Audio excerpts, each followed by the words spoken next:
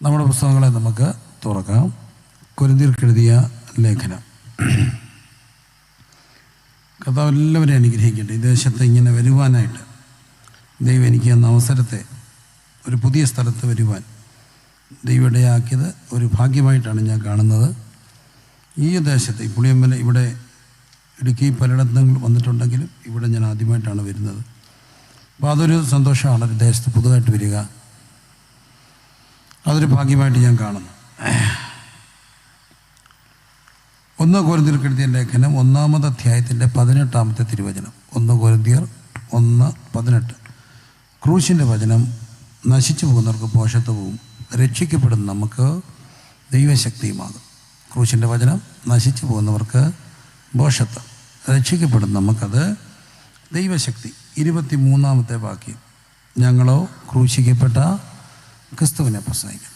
2-ാം അധ്യായത്തിൻ്റെ 2-ാമത്തെ വാക്യം, ക്രൂശിക്കപ്പെട്ടവനായ ക്രിസ്തുവിനെ അല്ലാതെ മറ്റൊന്നും അറിയാത്തവനായി നിങ്ങളുടെ ഇടയിൽ ഇരിക്കണമെന്ന് ഞാൻ നിർണയിച്ചു. അപ്പോൾ ഇന്ന് രാത്രി നമ്മുടെ വചനപ്രഘോഷണത്തിൻ്റെ തീം എന്ന് പറയുന്നത് ക്രൂശിക്കപ്പെട്ട ക്രിസ്തുവാണ്. എന്തിനാണ് ക്രിസ്തു ക്രൂശിക്കപ്പെട്ടത്? എന്തായിരുന്നു അതിൻ്റെ ഉദ്ദേശം? എന്തിനു വേണ്ടിയാണ് അവിടുന്ന് നമുക്ക് വേണ്ടി ജഡാവതാരം എടുത്തത്? അതിലൂടെ നമുക്ക് ലഭിക്കുന്ന അനുഗ്രഹം എന്താണ്? ഈ വിഷയമാണ് ചിന്തിക്കുക. 2 ഭാഷകളും മനസ്സിലാകുന്നവരായതുകൊണ്ട് ഏറ്റവും ലളിതമായിട്ട് ശാന്തമായിട്ട് പറയാം. കർത്താവ് നമ്മളെ സഹായിക്കട്ടെ. തമിഴ് സംസാരിക്കുന്നവർക്കും മലയാളം സംസാരിക്കുന്നവർക്കും ഒരുപോലെ മനസ്സിലാകുന്ന രീതിയിൽ, കാരണം ബോർഡർ ആയതുകൊണ്ട് 2 ഭാഷയും മനസ്സിലാവുമെന്ന് എനിക്കറിയാം. ദൈവം എല്ലാവരെയും അനുഗ്രഹിക്കട്ടെ.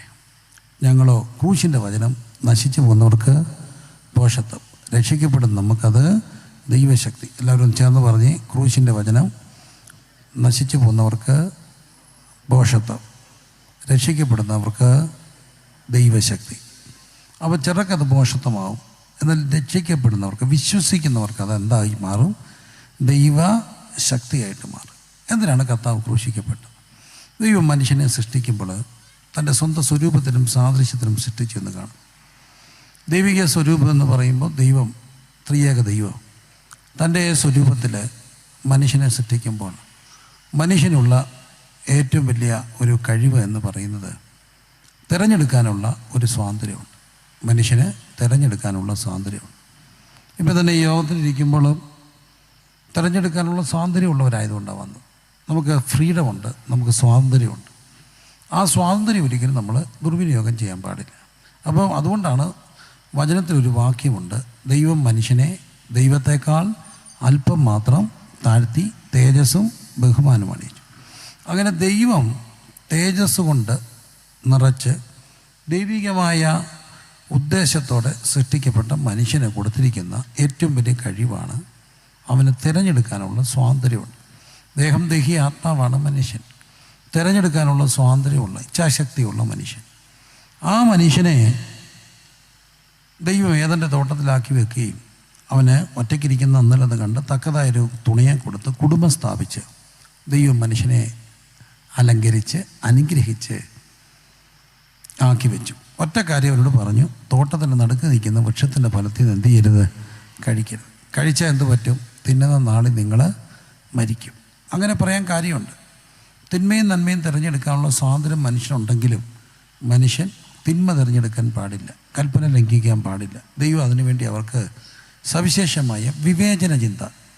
മൃഗങ്ങളിൽ നമ്മളെ എപ്പോഴും വ്യത്യാസരാക്കുന്നത്, മൃഗങ്ങൾ വികാരങ്ങളാൽ നിയന്ത്രിക്കപ്പെടുമ്പോൾ മനുഷ്യൻ വികാരങ്ങളാൽ മാത്രമല്ല, വിവേകം കൂടെ ഉണ്ട്. പക്ഷേ ഇന്ന് മനുഷ്യൻ പലപ്പോഴും, മൃഗപ്രായനായ മനുഷ്യൻ വിവേകരഹിതനായി മാറുമ്പോൾ മൃഗങ്ങളെപ്പോലെ പെരുമാറുന്ന പ്രയാസകരമേറിയ കാഴ്ചകൾ നമ്മൾ കാണുന്നുണ്ട്. പക്ഷെ മനുഷ്യനെ അങ്ങനെ അല്ല ദൈവം സൃഷ്ടിച്ചത്. തൻ്റെ സ്വന്തം സ്വരൂപത്തിലും സാദൃശ്യത്തിലും സൃഷ്ടിക്കപ്പെട്ട മനുഷ്യൻ, ഇങ്ങനെ സൃഷ്ടിക്കപ്പെട്ട മനുഷ്യൻ ഏദൻ്റെ തോട്ടത്തിലാണ്. അവർക്കെല്ലാം അനുഭവിക്കാം. സാത്താൻ അവരെ വന്ന് ചതിച്ചു. സർപ്പം ഉപായത്താൽ ഹൗവയെ ചതിച്ചു എന്ന വിശുദ്ധ വചനത്തിൽ കാണാം. ഈ പിശാചിന് അല്ലെങ്കിൽ സാത്താന് ഒരു വലിയ അനന്തരസാധാരണമായ കഴിവുണ്ട്. സാത്താൻ സർവശക്തനല്ലെങ്കിലും ആരാണ്? ശക്തനാണ്. സർവജ്ഞാനി അല്ലെങ്കിലും ആരാ? ജ്ഞാനിയാണ്. അപ്പോൾ സാത്താനൊരു ശക്തിയുണ്ട്. ആ ശക്തി എന്നാണെന്ന് ചോദിച്ചാൽ കള്ളങ്ങളെയും അസത്യങ്ങളെയും സത്യമാക്കി അവതരിപ്പിക്കാനുള്ള ഒരു കഴിവുണ്ട്.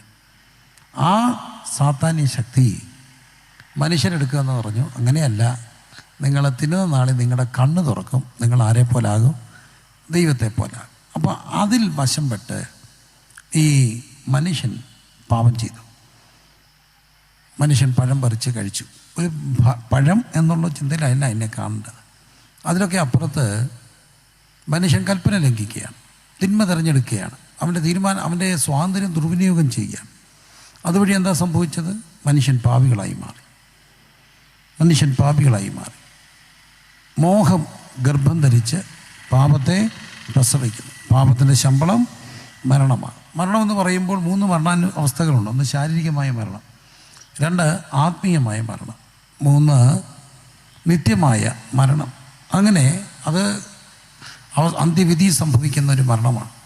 അപ്പോൾ ഈ മരണങ്ങളെല്ലാം തന്നെ പാപത്തിൻ്റെ ശമ്പളമായിട്ടാണ് കിട്ടുക. അങ്ങനെ ആക്കപ്പെട്ട ഈ മനുഷ്യനെ മോഹം ഗർഭം ധരിച്ച് പാപത്തെ പ്രസവിക്കുകയും പാപത്തിൻ്റെ ശമ്പളം മരണമാകുകയും ചെയ്യുന്നതുകൊണ്ട് പാപം ചെയ്ത മനുഷ്യൻ പാപത്തിൻ്റെ ശമ്പളം മരണമാകും. അങ്ങനെ മനുഷ്യൻ പാപിയായി മാറും. പക്ഷെ വീണ്ടും അവർ മുമ്പോട്ട് പോവുകയാണ്. അവർക്ക് മക്കൾ ജനിക്കുന്നു, കായീനും ആബേലും. ആദിമ മാതാപിതാക്കളുടെ ചരിത്രമാണ് ഞാൻ വേദത്തിൽ നിന്ന് പറയുക. പക്ഷെ അവർക്ക് പാപശേഷം മക്കളുണ്ടായതുകൊണ്ട് മക്കൾക്ക് പാപ സ്വഭാവം ഉണ്ടായി. റോമാലേഖനം 5-ാം അധ്യായത്തിൻ്റെ 12-ാമത്തെ വാക്യത്തിൽ ഇങ്ങനെ കാണുന്നു: ഏക മനുഷ്യനാൽ പാപവും പാപത്താൽ മരണവും ലോകത്തിലേക്ക് കടന്നു. എങ്ങനെ? ആദ്യ മനുഷ്യൻ പാപം ചെയ്തു, തിരഞ്ഞെടുത്തു, അതുവഴി അവർ പാപികളായിത്തീർന്നു. പാപത്തിന് ശേഷമാണ് മക്കളും ഒക്കെ ഉണ്ടാകുന്നതുകൊണ്ട് ഈ മക്കൾക്ക് പാപ സ്വഭാവം ഉണ്ടായി. ഞാൻ വളരെ ശാന്തമായിട്ട് നിങ്ങൾക്ക് എല്ലാവർക്കും മനസ്സിലാകുന്നുണ്ട് ഞാൻ ചിന്തിക്കുക. പാപ സ്വഭാവമുണ്ട്. പാപ സ്വഭാവമാണ് ഇത് മനുഷ്യൻ്റെ പ്രശ്നം. മനുഷ്യൻ പാപികളാണ്. മനുഷ്യരാരാണ്? പാപികളാണ്. ഞാൻ ചോദിച്ചോട്ടെ, മനുഷ്യർ ഇന്ന് പാപം ചെയ്ത് പാപിയാകുകയാണോ, പാപി ആയതുകൊണ്ട് പാപം ചെയ്യുകയാണോ? പാപം ചെയ്ത് പാപിയാകുകയാണോ, പാപി ആയതുകൊണ്ട് പാപം ചെയ്യുകയാണോ? കുഞ്ഞുങ്ങളാരെങ്കിലും അത് പറഞ്ഞേ. പാപം ചെയ്ത് പാപിയാകുകയാണോ, പാപി ആയതുകൊണ്ട് പാപം ചെയ്യുകയാണോ? ശ്രദ്ധിക്കുന്നുണ്ടല്ലോ. പാപം ചെയ്ത് പാപിയാകുകയാണോ, പാപി ആയതുകൊണ്ട് പാപം ചെയ്യുകയാണോ? പാപം ചെയ്ത് പാപിയാകുക. ആരാ പറഞ്ഞേ? ആൻറ്റിയാ. ശരി. കട്ട് കള്ളനാകുകയാണോ, കള്ളനായതുകൊണ്ട് കക്കുകയാണോ? കട്ടത് കൊണ്ട് കള്ളനാകുകയാണോ, കള്ളനായതുകൊണ്ടാണോ കട്ടെ? കട്ട് കള്ളനാകുവാണെങ്കിൽ കട്ടാലേ കള്ളനാകത്തു. പക്ഷെ ഇന്നലെ പോയി നോക്കിയായിരുന്നു പട്ടിയുണ്ടോ, ഇതുവഴി ഓടാ, ഇതെല്ലാം നോക്കിയിട്ടല്ലേ കട്ടെ. അപ്പം അവൻ്റെ അകത്ത് എന്താ കിടപ്പുണ്ട്? ഒരു കള്ളത്തരം കിടപ്പുണ്ട്, ഇല്ലേ? സ്വാഭാവികമായിട്ട് മനുഷ്യൻ്റെ എല്ലാ അകത്തൊരു ചെറിയ കള്ളത്തരം. അതെങ്ങനെ വന്നാൽ? ഒരു കുഞ്ഞ് സ്കൂളിൽ നിന്ന് പേന മുട്ടിച്ചോളൂ, എല്ലാവരും പേന മുട്ടിക്കും, മടുത്തു. ഒടുവിൽ അവൻ്റെ അച്ഛൻ ഉദ്യോഗസ്ഥനാ, സാറന്മാർ കംപ്ലയിൻറ്റ് ചെയ്ത് സ്കൂളിൽ വിളിപ്പിച്ചു, നിങ്ങളുടെ ചെറുക്കൻ പേന മുട്ടിക്കാന്ന് പറയാൻ. വലിയ ഉദ്യോഗസ്ഥനാ, അയാളങ്ങ് ചമ്മി നാറി ഇറങ്ങി വരിക. ചമ്മിയാൾ സാറന്മാർ മനുഷ്യൻ നാണക്കേടല്ലേ. ഇയാൾ ഇറങ്ങി വന്നപ്പോൾ മോനിങ്ങനെ നിൽക്കുക. മോനെ കണ്ടപ്പോൾ അപ്പം പറഞ്ഞെന്ന്, എടാ പന്നച്ചക്ക തന്ത എന്തിനാ പറയിപ്പിച്ച്, നീ എന്തിനാ നാണം കെടുത്തി? എടാ നിനക്ക് എത്ര പേന വേണേലും എന്നോട് പറഞ്ഞാൽ ഞാൻ ഓഫീസിൽ നിന്ന് വരുമ്പോൾ അടിച്ചുകൊണ്ട് വരത്തില്ലായിരുന്നു. അപ്പം മോൻ എവിടുന്ന് അടിച്ചു മാറ്റി? സ്കൂളിൽ നിന്ന്. അപ്പൻ എവിടുന്ന് അടിച്ചു മാറ്റി? അപ്പം കള്ളൻ. അപ്പൻ്റെ മോനും ആരാ? കള്ളന്. നമ്മുടെ അകത്തെല്ലാം എന്തോ കിടപ്പുണ്ട്? ഒരു പാപം കിടപ്പുണ്ട്. ഉണ്ടോ? സത്യമാണോ? ഉണ്ട്. ഒരു കൊച്ചു കുഞ്ഞിനെ കൊണ്ട് ഇടിക്കുന്ന അങ്ങ് കൊണ്ടുപോയി. എവിടാ? തിരുവനന്തപുരത്താ. എന്തിനാണെന്നറിയാമോ? സൂ കാണിക്കാനാ. സൂ എന്ന് പറഞ്ഞാൽ അറിയാമോ? എന്തുവാ? കാഴ്ചമംഗള അത് കാണിക്കാൻ കൊണ്ടുപോയി. ഇഷ്ടമാണേ. അപ്പം വലിയ ഭാരതി കൊണ്ടുപോയതാണ്. അവിടെ ചെന്നവൻ 5-6 വയസ്സേ ഉള്ളൂ. മുട്ടേന്ന് വിരിഞ്ഞിട്ടില്ല. മുട്ടേന്ന് വിരിഞ്ഞ് ഇങ്ങോട്ട് വരുന്നേ ഉള്ളൂ കേട്ടോ. മുട്ടത്തോട് ഇപ്പോഴും അവിടെ ഇരിപ്പുണ്ട്. അവനെ കൊണ്ടാ പോയേ. അപ്പോൾ സൂവിലോട്ട് കയറാൻ നേരത്ത് ഇവനെ ആ കയറുന്നിടത്ത് കുറേ സിനിമാ പോസ്റ്റർ ഇരിപ്പുണ്ട്. അവിടെ മോശപ്പെട്ട നല്ലപോലെ വസ്ത്രം ധരിക്കാത്ത കുറേ സിനിമാ നടിമാരുടെ പോസ്റ്റർമാരാ. കുട്ടൻ മുട്ടേന്ന് വിരിയാത്തവൻ വായി നോക്കി നിൽക്കുക. അപ്പം പറഞ്ഞ് അങ്ങോട്ടൊന്നും നോക്കല്ലേ, പന്നപ്പിയായിൻ്റെയാ, വാ അകത്ത് കാണിക്കും. അകത്ത് പോയി കുയിലിനെ കാണിച്ചു, മയിലിനെ കാണിച്ചു, ഒട്ടകത്തെ കാണിച്ചു, സിംഹത്തെ കാണിച്ചു. എല്ലാം കഴിഞ്ഞ് വീട്ടിൽ വന്നപ്പം ചോദിച്ചു, മോനെ ഏറ്റവും ഇഷ്ടപ്പെട്ട എന്താ? കുട്ടൻ. മുട്ടേന്ന് വിരിയാത്തവൻ പറയുക പന്നപ്പിയാൻ്റെയാന്ന്. അപ്പോൾ ഇവൻ്റെ അകത്ത് എന്തോ കിടപ്പുണ്ട്, ഏത് കൊച്ചു മനുഷ്യൻ്റെ അകത്ത് പോലും എന്തോ കിടപ്പുണ്ട്, ഒരു പാപം കിടപ്പുണ്ട്. ഈ പാപം അവസരം കിട്ടുമ്പോൾ നമ്മളെ ചതിക്കും. എന്തുകൊണ്ടാണ്? ഏകം മനുഷ്യനാൽ എന്ത് കടന്നു വന്നു? പാപം കടന്നു. ഒരു വഴക്കാളി, ഒരു നിഷേധി കിടപ്പുണ്ട്. ഉണ്ടെന്ന് കൊച്ചു കുഞ്ഞ് പാല് കുടിക്കുക അമ്മയുടെയാണ്. കൊച്ചു കുഞ്ഞിന് ആദ്യത്തെ സ്റ്റേജ് ഓറൽ സ്റ്റേജ് എന്നാണ് പറയും. അമ്മയുടെ മാറാണ് ഓറൽ സ്റ്റേജാണ്. വാ കൊണ്ടാണ് അവൻ ലോകത്തെ അറിയുന്നത്. അമ്മയുടെ ചേക്ക, പക്ഷെ അവൻ തൊഴിച്ച് കാലെല്ലാം കൂടെ പുറത്തിടും. കണ്ടിട്ടുണ്ടോ? കയ്യും പുറത്തിടും. കണ്ടിട്ടുണ്ടോ? എന്നിട്ട് കൈ ചുരുട്ടി അവൻ എന്തോ ചെയ്യും? കൊച്ച കരയും. കണ്ടിട്ടുണ്ടോ? കരയുമ്പോൾ അവൻ്റെ കൈ എങ്ങനെ ഇരിക്കും? എങ്ങനെ ഇരിക്കും? ഇങ്ങനെയാണോ കരയുന്നത്? ഇങ്ങനെ കരയുമോ? എന്തോ പറയുന്നത്. അവൻ്റെ മുഖത്ത് സൂക്ഷിച്ച് നോക്കിയപ്പോൾ എനിക്ക് കിട്ടിയ ഒരു ഭാവം, നേടിയെടുക്കും, അവകാശങ്ങൾ നേടിയെടുക്കും, അവകാശങ്ങൾ നേടിയെടുക്കും അല്ലേ? അവൻ്റെ അകത്തൊരു വിപ്ലവകാരി കിടക്കുക. അവൻ 18 വയസ്സാകുമ്പോൾ റോഡിൽ ഇറങ്ങും. അന്നേരം പറയും, പോലീസ് ഞങ്ങൾക്ക് പുല്ലാണേ, 1 തൊട്ട 10 തട്ടും, ഓർത്ത് കളിച്ചോ സൂക്ഷിച്ചോ, ആരിത് പറയുന്നതറിയാമോ? അപ്പോഴും കൈ കണ്ടിരിക്കും, ചുരുട്ടി പിടിക്കും, ചാകാൻ നേരത്ത് നിവർത്തി വെച്ചിട്ടു. അപ്പോൾ അകത്തെന്തോ കിടപ്പുണ്ട്, ഒരു നിഷേധി കിടപ്പുണ്ട്. എല്ലാ മനുഷ്യൻ്റെ അകത്ത് ഒരു നിഷേധി കിടപ്പുണ്ട്. ഇത് മനുഷ്യനെ കൊണ്ട് എന്ത് ചെയ്യിപ്പിക്കും? പാപം ചെയ്യിക്കും അല്ലേ? പാപം ചെയ്യിപ്പിക്കും. പാപം ചെയ്യിക്കുന്നതുകൊണ്ട് പാപം ചെയ്യാതിരിക്കാൻ വേണ്ടി ദൈവം മനുഷ്യന് നിയമം കൊടുത്തു. ആ നിയമത്തിൻ്റെ പേരാണ് ന്യായപ്രമാണം. മോശയുടെ ന്യായപ്രമാണങ്ങൾ കണ്ടോ? ഞാനല്ല തന്നെ ദൈവം നിങ്ങൾക്കുണ്ടാകുന്ന രൂപങ്ങൾ ഉണ്ടാക്കരുത്, മോഷ്ടിക്കരുത്, കള്ളസാക്ഷ്യം ചെയ്യരുത്, വ്യഭിചരിക്കരുത്, കൊലപാതകം ചെയ്യരുത്, കൂട്ടുകാരൻ്റെ കള്ളസാക്ഷ്യം പറയരുത്. 10 കൽപ്പനകളാണ്. ഈ കൽപ്പനകൾ ദൈവം മനുഷ്യന് കൊടുത്തത്, നിയമം കൊടുത്തത് ഞാൻ നിർമ്മലമായ സുവിശേഷത്തിൻ്റെ സത്യങ്ങളെ ഈ പുളിയമ്പല ദേശത്ത് പറയാനൊരവസരം കിട്ടിയപ്പോൾ സുവിശേഷം പ്രസംഗിക്കുകയാണ്. കവലയ്ക്കെല്ലാം മൈക്കിരിപ്പുണ്ട്, കേൾക്കണം പ്രിയരെ. നിങ്ങളുടെ മത സമുദായ വികാരങ്ങളെ ഒരിക്കലും വ്രണപ്പെടുത്തുന്നവനല്ല ഈ ഇളയവൻ. എന്താ കാര്യം ചോദിച്ചാൽ, ഞാനൊരിക്കലും മുറിക്കാൻ വേണ്ടി വന്നവനല്ല, എൻ്റെ കൈ പിച്ചാത്തി ഇല്ല. ഞങ്ങൾ അഭിമാനത്തോട് പറയും, സന്തോഷത്തോടെ പറയും, വടിവാളില്ലാത്ത ആസിഡ് ബൾബ്. ആസിഡ് കണ്ടുപിടിച്ചത് ഇന്ത്യക്കാരനല്ലെങ്കിലും ബൾബ് കണ്ടുപിടിച്ച ആരാ? ശരിയാ? തോമസ് എൽവിൻ അല്ലേ? മറന്നുപോയി. Thomas Edison. അതോ തോമസ് അൽവ എഡിസൺ ആണോ? എഡിസൺ ആണ് കണ്ടുപിടിച്ചത്. പക്ഷെ ആസിഡ് ബൾബ് കണ്ടുപിടിച്ച ആരാ? നമ്മുടെ മലയാളിയാ, നമ്മുടെ അണ്ണനാ. ആസിഡ് കണ്ടുപിടിച്ചതും ബൾബ് കണ്ടുപിടിച്ചതും നമ്മളല്ലെങ്കിലും ആസിഡ് ബൾബ് കണ്ടുപിടിച്ച ആരാ? നമ്മുടെ ആൾക്കാരാ, നമ്മുടെ പിള്ളേരാ. അപ്പം പൊക്കോട്ടെ. എന്നാലും എൻ്റെ പ്രിയരെ, വടിവാളും പിച്ചാത്തിയും ഒന്നും ഇല്ലാത്ത ഒരു ഗ്രൂപ്പുണ്ടെങ്കിൽ അതാരാ? നമ്മുടെ ഗ്രൂപ്പാ.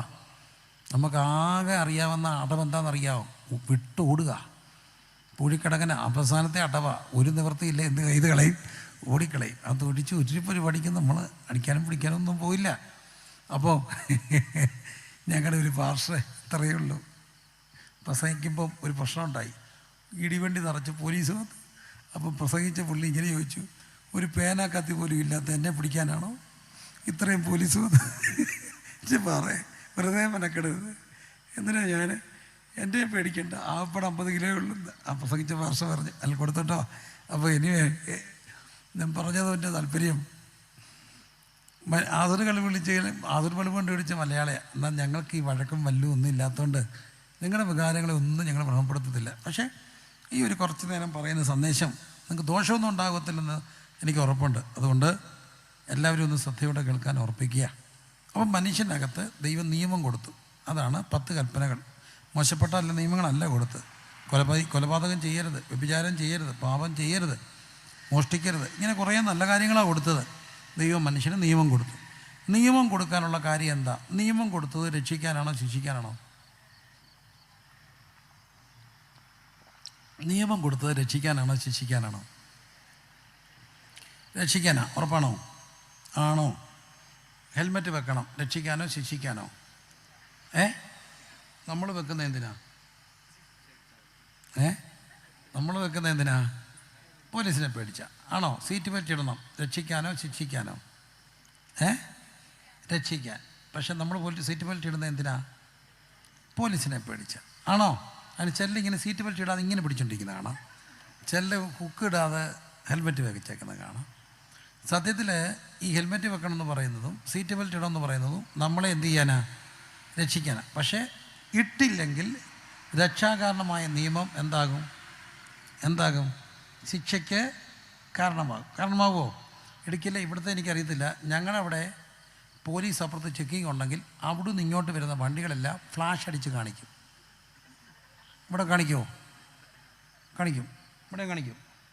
അപ്പം ഞങ്ങൾ പറയും ഇവിടെ വർഗീയതയുണ്ടെന്ന് പറഞ്ഞാൽ ആരാ പറഞ്ഞു ഇവിടെ വർഗീയതയുണ്ട്, ജാതിയുണ്ടെന്ന്? ഞാൻ എൻ്റെ വണ്ടി കൊണ്ട് പോകുമ്പോൾ എൻ്റെ കാവിക്കോലി കൊടുത്ത നെറ്റിയെ ചന്ദനക്കുറിയുള്ള എൻ്റെ RSSകാരൻ സുഹൃത്തും എൻ്റെ ഇസ്ലാം സഹോദരനും എൻ്റെ കുരിശ് വരയ്ക്കുന്ന സഹോദരനും എന്നെ ഫ്ലാഷ് അടിച്ച് കാണിക്കും. അപ്പം ഞങ്ങൾ പറയും ജാതിയില്ല, വർഗമില്ല, വർണ്ണമില്ല സഹോദരെ, നമ്മളൊന്നാ പോലീസിനെ കാണുമ്പം അല്ലേ? അപ്പുറത്ത് പോലീസ് ചെക്കിങ് ഉണ്ടെങ്കിൽ നമ്മളാരാ? ഞങ്ങളുടെ നാട്ടിൽ ഒരു സംഭവം ഉണ്ടായി. 2 മണിക്കൂറായിട്ട് റോഡിൽ നിന്നിട്ട് പോലീസുകാർക്ക് ആരെയും കിട്ടുന്നില്ല, എല്ലാവരും ഡീസൻ്റായിട്ടാണ് വരുന്നത്, പേപ്പറെല്ലാം ഓക്കെ. ഇതെന്നാടെ മണിക്കൂറിൽ 2 5 പൈസയുടെ വകുപ്പ് കിട്ടിയില്ല. ഒരുത്തൻ ചെന്നപ്പോൾ ഒരേ സഹോദരൻ ഇച്ചിരി അടിച്ചിട്ടുണ്ട്, വളവിന് നിന്ന് വരുന്നവരെല്ലാം കൈ നാട്ടി നിർത്തി, അപ്പുറത്ത് ചെക്കിങ് ഉണ്ട്. ആ പുള്ളിയെ പൊക്കിക്കൊണ്ട് അങ്ങ് പോയി, ഞാനാ പോയി ഇറക്കിക്കൊണ്ട് വന്നേ. അപ്പോൾ പോലീസുകാർ പറഞ്ഞു ഇരിക്കട്ടെ 2 മണിക്കൂർ, കുറേയൊക്കെ ഞങ്ങളെ മെനക്കെടുത്തിയതാണ്. അപ്പോൾ അത് നമുക്ക് ഈ ശിക്ഷ, നിയമം ലംഘിച്ചാൽ എന്ത് കിട്ടും? ശിക്ഷ കിട്ടും. ഉറപ്പാണേ, നിയമം ലംഘിച്ചാൽ എന്ത് കിട്ടും? ശിക്ഷ കിട്ടും. ദൈവം മനുഷ്യനും കുറേ നിയമം കൊടുത്തോ? ദൈവം മനുഷ്യനോട് പറഞ്ഞു മുഖത്തെ വിയർപ്പോടെ നിങ്ങൾ എന്ത് ചെയ്യണം? ഉപജീവനം കഴിക്കണം. എന്താ അതിൻ്റെ അർത്ഥം? നിങ്ങൾ കഴിക്കണമെങ്കിൽ എന്ത് ചെയ്യണം? വിയർക്കണം. വിയർക്കാതെ എന്ത് ചെയ്യരുത്? കഴിക്കരുത്. പണ്ടൊക്കെ അച്ഛന്മാരൊക്കെ രാവിലെ എഴുന്നേറ്റിട്ട് ഒന്ന് തൂമ്പ എടുത്ത് കളയ്ക്കും, അമ്മ ചൂലെടുത്തുകൊണ്ട് എന്തോ തൂക്കും, മിറ്റം തൂക്കും. ഇതെല്ലാം കഴിയുമ്പോഴത്തെ എന്തു ചെയ്യും? വിയർക്കും. വിയർത്തിട്ടാണ് എന്ത് ചെയ്യുന്നത്? കഴിക്കുന്നത്. പക്ഷേ കാലം മുമ്പോട്ട് പോയപ്പോൾ തൂക്കാൻ ആളില്ല. ഈ തൂക്കാൻ മടിയുള്ളവരാണ് ഫ്ലാറ്റിൽ താമസിക്കുന്നത്. ഇടുക്കിയിൽ നിന്ന് വിറ്റിട്ട് ഫ്ലാറ്റിൽ പോകുന്നത് എന്തിനാ? മിറ്റം തൂക്കണ്ട. പുതിയ പെണ്ണുങ്ങൾക്കൊന്നും എന്ത് പണിയാ? പണ്ടത്തെ അമ്മമാരാണെങ്കിൽ നീളം കുറഞ്ഞ ചൂല് കൊടുക്കും. എന്തിനാണെന്നറിയാമോ? കുനിഞ്ഞ് ഇന്ന് തൂക്കണം, വയറ് ചാടാതിരിക്കാനാ. എക്സസൈസും ജുംബോ ഡാൻസും ഒന്നും ചെയ്യണ്ട. എന്താ ജുംബോയോ സുംബോയോ സുംബോ എന്തെങ്കിലും ആട്ടെ, അതൊന്നും ചാടണ്ട, കുനിഞ്ഞ് ഇന്ന് എന്ത് ചെയ്താൽ മതി. പക്ഷേ ഏതോ രസകനായ ഒരു സരസനായ ഒരാൾ പറയുന്നത് കേട്ടേ, അന്ന് എല്ലാത്തിനൊരു താളം ഉണ്ടായിരുന്നു. അമ്മ അരകല്ലെ ഒറ്റയ്ക്കുമ്പോഴും എന്താണ്? താളമാണ്, മുഴുവൻ താളമാണ്. പക്ഷേ ഇന്ന് അമ്മയുടെ വയറ്റ്, അപ്പോൾ അത് കേട്ടോണ്ടാണ് കുഞ്ഞിങ്ങനെ വളരുന്നത്. പക്ഷേ ഇപ്പം മുഴുവൻ താളമാണ്.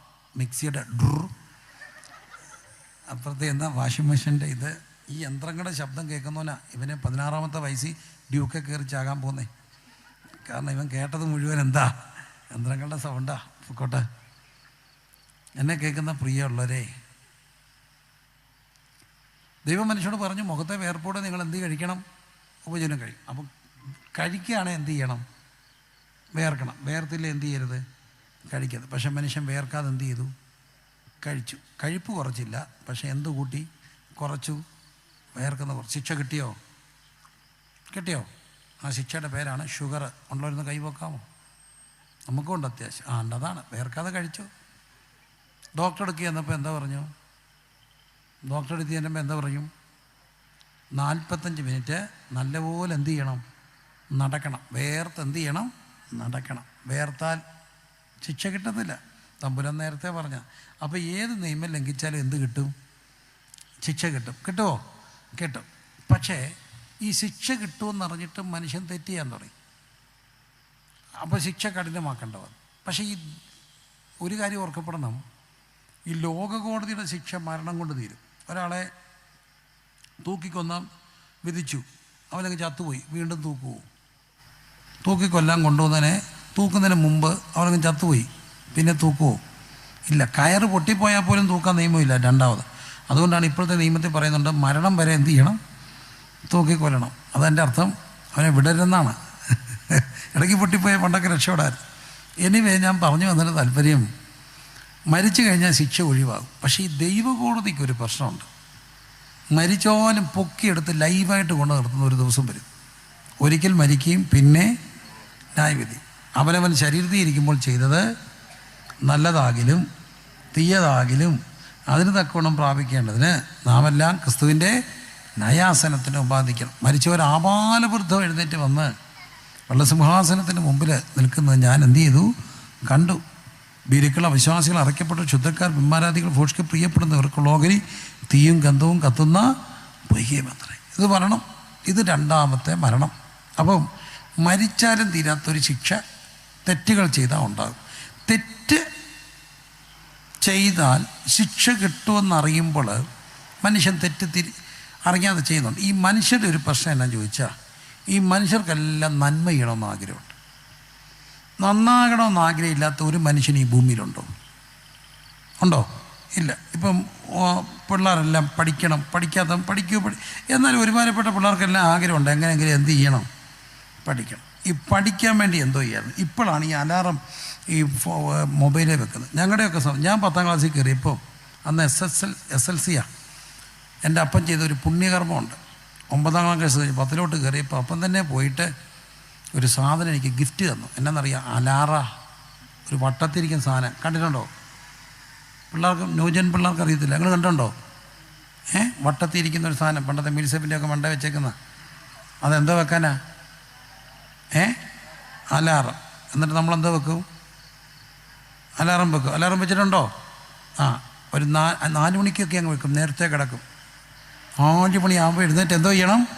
പഠിക്കണം. 4 മണിയാകുമ്പോൾ എൻ്റെ പൊന്നു മക്കളെ 4 മണിയാകുമ്പോൾ വെളുപ്പിനെ 4 മണിക്ക് ഒറ്റ അട്ടിയായി സാധനം അടിച്ചിട്ടോ. അപ്പം എന്തോ ചെയ്തു? എന്തോ ചെയ്യാനാ? അതുപോലെ ഓഫ് ചെയ്തു. എന്നിട്ട് പിന്നെ കിടന്ന് എന്ത് ചെയ്തു? ഉറങ്ങി. നന്മ ചെയ്യണമെന്ന് എന്തോ ഉണ്ട്? ആഗ്രഹമുണ്ട്. പക്ഷെ അതിന് സമ്മതിക്കാത്ത ഒരു പ്രമാണം എൻ്റെ അവയവത്തിൽ എന്ത് ചെയ്യുന്നു?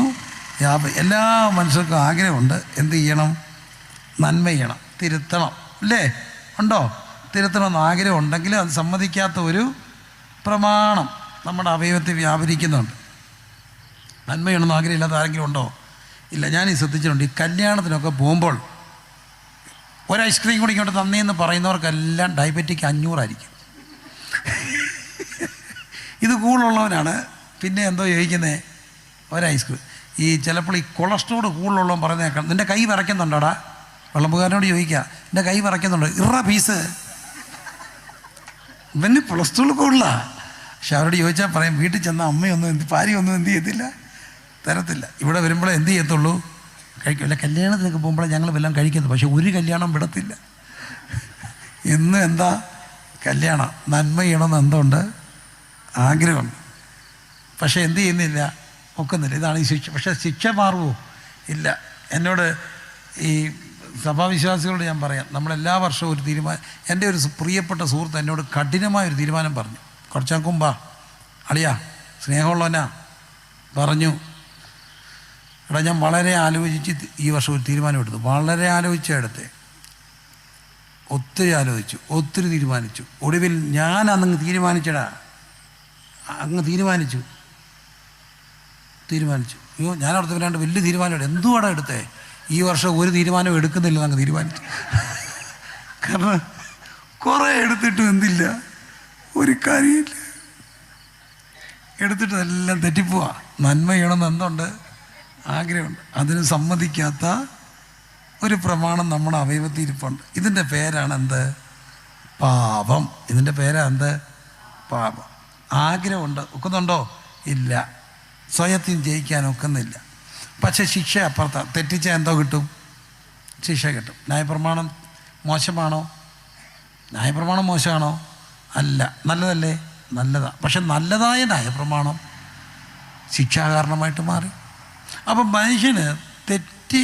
അപ്പോൾ ഒരാൾ പറഞ്ഞു, എനിക്ക് ന്യായപ്രമാണമൊന്നും അറിയത്തില്ലായിരുന്നല്ലോ, അപ്പോൾ എന്നെ എങ്ങനെ ശിക്ഷിക്കും? ന്യായപ്രമാണം എനിക്ക് അറിയത്തില്ലായിരുന്നു, അപ്പം നിങ്ങൾ എന്നെ എങ്ങനെ ശിക്ഷിക്കും? ഞാൻ പഠിച്ചിട്ടില്ല, ഞാൻ സൺഡേ സ്കൂളിൽ പോയിട്ടില്ലല്ലോ. അവരോടൊരു കാര്യമുണ്ട്, അവർക്കൊരു പ്രമാണമുണ്ട്. അതിൻ്റെ പേരെന്താ?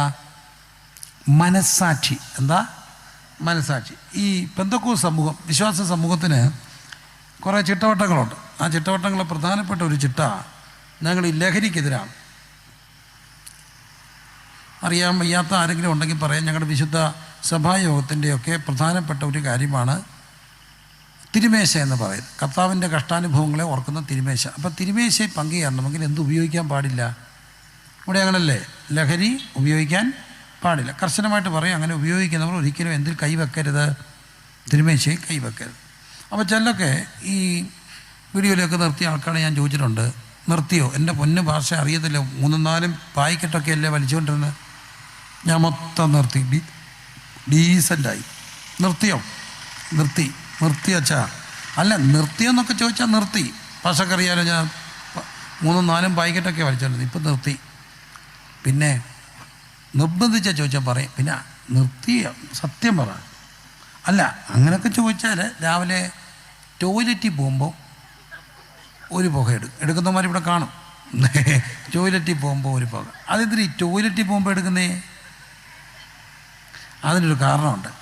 ആദ്യം വലിച്ചത് അമ്മ കാണാതെ എവിടെ പോയിരുന്ന ടോയ്ലറ്റിൽ പോയിരുന്ന. അന്നേരം അമ്മ കാണരുത് ഇവരോട് പറഞ്ഞ ആരാ? ഇത് വലിയൊരു കാണരുത്, മോശമാണെന്ന് പറഞ്ഞത് ആരാ? മനസാക്ഷി. ആരാ? മനസാക്ഷി. അങ്ങനെ കോടതി ഉണ്ടോ? ഉണ്ട്. മനസാക്ഷി നിഷേധിക്കാനൊക്കത്തില്ല. അപ്പം അതുകൊണ്ടാണ് സ്വന്തം ഒരു കോടതി നമ്മുടെ അകത്ത് വെച്ചേക്കാം. നിയമം അറിയാത്തവർക്ക് വേണ്ടി മനസ്സിൻ്റെ ഒരു നിയമമുണ്ട്. അപ്പോൾ എനിവേ, ഒരു മനുഷ്യന് രക്ഷപ്പെടാൻ കഴിയാത്ത പോലെ പാപം മനുഷ്യനെ കൊണ്ട് പാപം ചെയ്യിക്കും. അപ്പോഴും രക്ഷാകാരണമായ ദൈവം രക്ഷിക്കാൻ ശ്രമിക്കുക, ശിക്ഷ കഠിനമാക്കി. ചില സമയം നമുക്കറിയാം ശിക്ഷ കഠിനമാക്കി.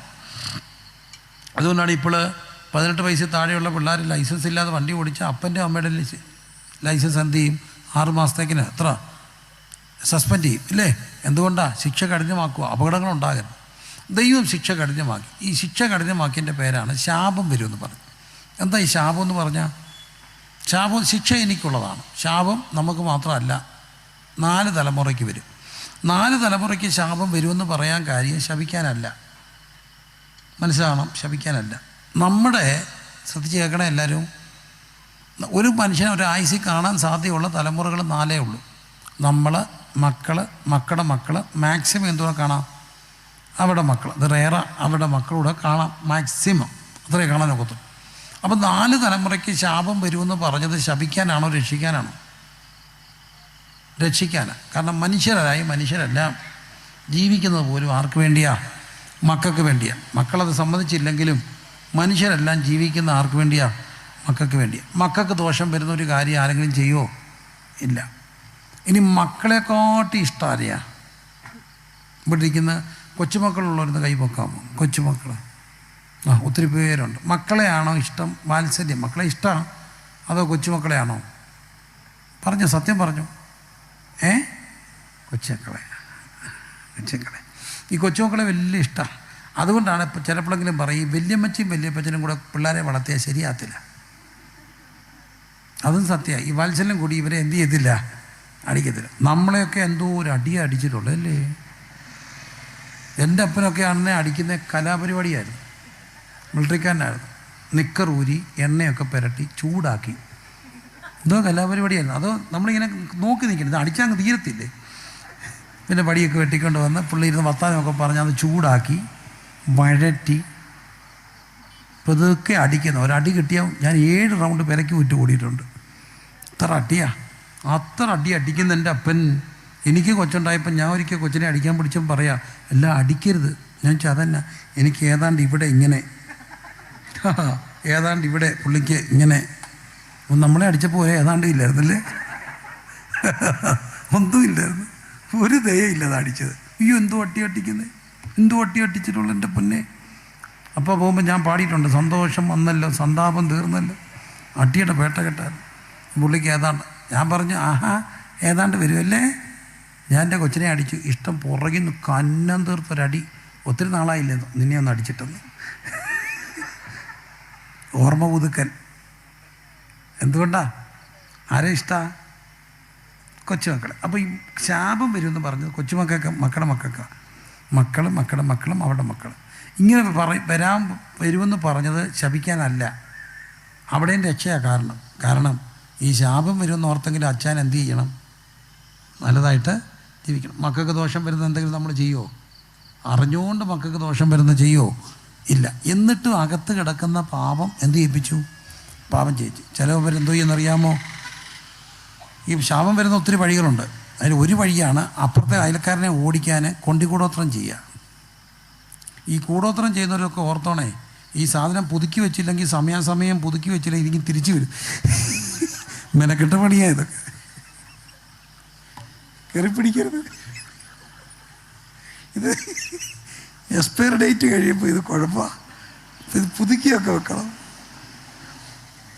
അപ്പോൾ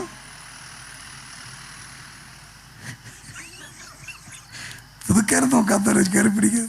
അപ്പുറത്തെ കച്ചവടക്കാരനെ പൊട്ടിക്കാം, പക്ഷെ മുടിഞ്ഞു പോകും. നമ്മൾ കുറച്ച് കഴിയുമ്പോൾ ഇതിക്ക് തിരിച്ചു വരും.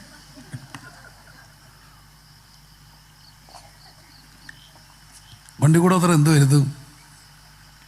ശാപം വരുത്തും. ഈ ദുർമന്ത്രവാദം ഇങ്ങനത്തെ കാര്യങ്ങളൊന്നും ചെയ്യാൻ പോകരുത്. മനുഷ്യനെ ഉപദ്രവിക്കാൻ വേണ്ടി, ഓടിക്കാൻ വേണ്ടിയൊന്നും. മറ്റൊരു കാര്യമാണ് അധാർമികമായ ലൈംഗിക ജീവിതം. ചിലരുണ്ട് ഭയങ്കര മിടുക്കര, കണ്ട പെണ്ണുങ്ങളെല്ലാം വളയ്ക്കാൻ മിടുക്കര. അവർ ഈ ഫോണിൽ കൂട്ടിരുന്നെല്ലാം വളയ്ക്കും. ഹായ് മോളെ, ഈ കൊച്ചു പിള്ളേരെ വളയ്ക്കുന്ന ഔട്ട് ഓഫ് ഫാഷനാണ്. കല്യാണം കഴിച്ചവരെയൊക്കെ വളയ്ക്കുന്നതാണ് ഇപ്പോഴത്തെ മോഡേൺ ട്രെൻഡ്. വലിയ അപകടം ഇല്ലെന്നാണ് പറയുന്നത്. അതല്ല, പൈസ ചിലവില്ല. മറ്റേതിനെയൊക്കെ കൊണ്ടു നടക്കണേ ഐസ്ക്രീം മേടിച്ച് കൊടുക്കണം. ഇതാകുമ്പോൾ വല്ലോൻ്റെ പെണ്ണും പിള്ളയൊക്കെ വളച്ചോ, ഇരുന്ന് വളയും. കാരണം അത് കാണുമ്പോൾ അറിയുമ്പോൾ അവൻ പ്രാകും. എൻ്റെ പെണ്ണും പിള്ള ചതിച്ചവനെ മുടിഞ്ഞു പോട്ടെ. പ്രാകത്തിലെ രാഗും, പിള്ളേരും രാഗും. ഞങ്ങളുടെ അമ്മയെ ചതിച്ചവൻ മുടിഞ്ഞു പോട്ടെ. ഏക്കുവങ്ങ്. കാരണം കൂടാത്ത ശാപം ഏക്കത്തില്ല. കാരണം ഉള്ളത് എന്ത് ചെയ്യും? ഏക്കും. അവരൊക്കെ അവസാനം ഇരുന്ന് അനുഭവിക്കേണ്ടി വരും. വേറെ കാര്യമാണ്, വലിയ മുതലാളിമാരൊക്കെ ഉണ്ട്, പണി ചെയ്യിക്കും, എന്തോ കൊടുക്കത്തില്ല, കാശ് കൊടുക്കത്തില്ല. കൂലിക്കാരൻ്റെ നിലവിളി ഉയർന്നാൽ പണി ചോദിച്ചാൽ എന്തോ കൊടുക്കണം? കാശ് കൊടുക്കണ്ടേ? കാശ് കൊടുത്തില്ലെങ്കിൽ എന്ന് പറഞ്ഞാൽ ഇപ്പോഴാണ് അതൊക്കെ പിന്നെയും തൊഴിലാളികളൊക്കെ സ്ട്രോങ് ആയിട്ടുള്ളത്. പണ്ടുണ്ട് തൊഴിലാളികൾ തമ്പ്രാക്കന്മാരാ, കൊടുക്കത്തില്ല. പിന്നെ കൂലി വഹിക്കുമ്പോൾ എന്തുമാത്രം തമ്പ്രാക്കന്മാർ ഈ കണ്ടത്തിലൊക്കെ കുഴിച്ചിട്ടുണ്ടെന്നറിയാം. അടിയന്മാരെ തമ്പ്രാക്കന്മാർ ആരുപോലും അറിയത്തില്ല. ഒന്ന് കുഴിച്ച് കുടിക്കളയും, കൊല വിളിച്ച് കളയും. എന്തിയേ ഇവരെല്ലാം? എന്തിയാ തമ്പ്രാക്കന്മാരെല്ലാം? എന്തിയേ തറവാട് തോണ്ടിപ്പോയില്ലേ? കൊലം തോണ്ടിയില്ലേ? കുഴി തോണ്ടിപ്പോയില്ലേ തറവാടൊക്കെ? എന്താ കാര്യം? കണ്ണീരാ. ആരുടെയാ? വേലക്കാരൻ്റെ കണ്ണീരാ. അപ്പോൾ ഈ കണ്ണീരും ഇതെല്ലാം ശാപം വരുത്താം.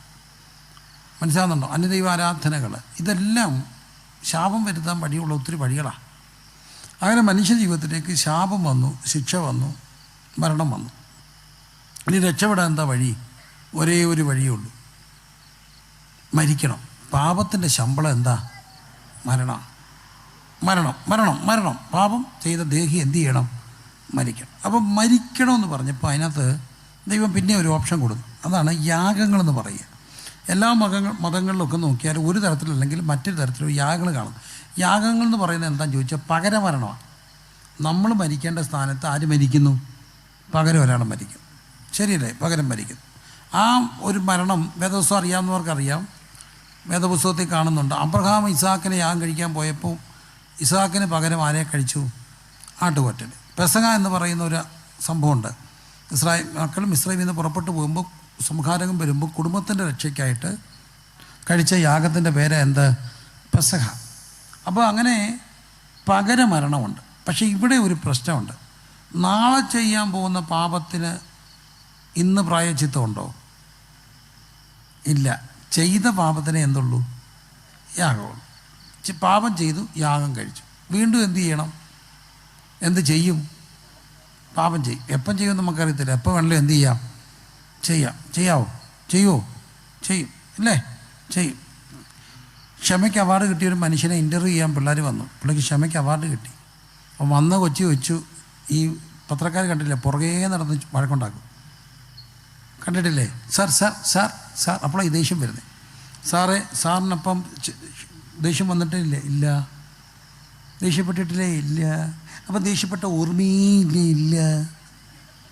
ഇങ്ങനെ കുറേ നേരം ചോദിച്ചപ്പോൾ അവൻ അങ്ങനെ പറഞ്ഞത്, കൊച്ചൻ ഞാൻ നിന്നോട് കുറേ നേരം ഉണ്ട് പറയുന്നു.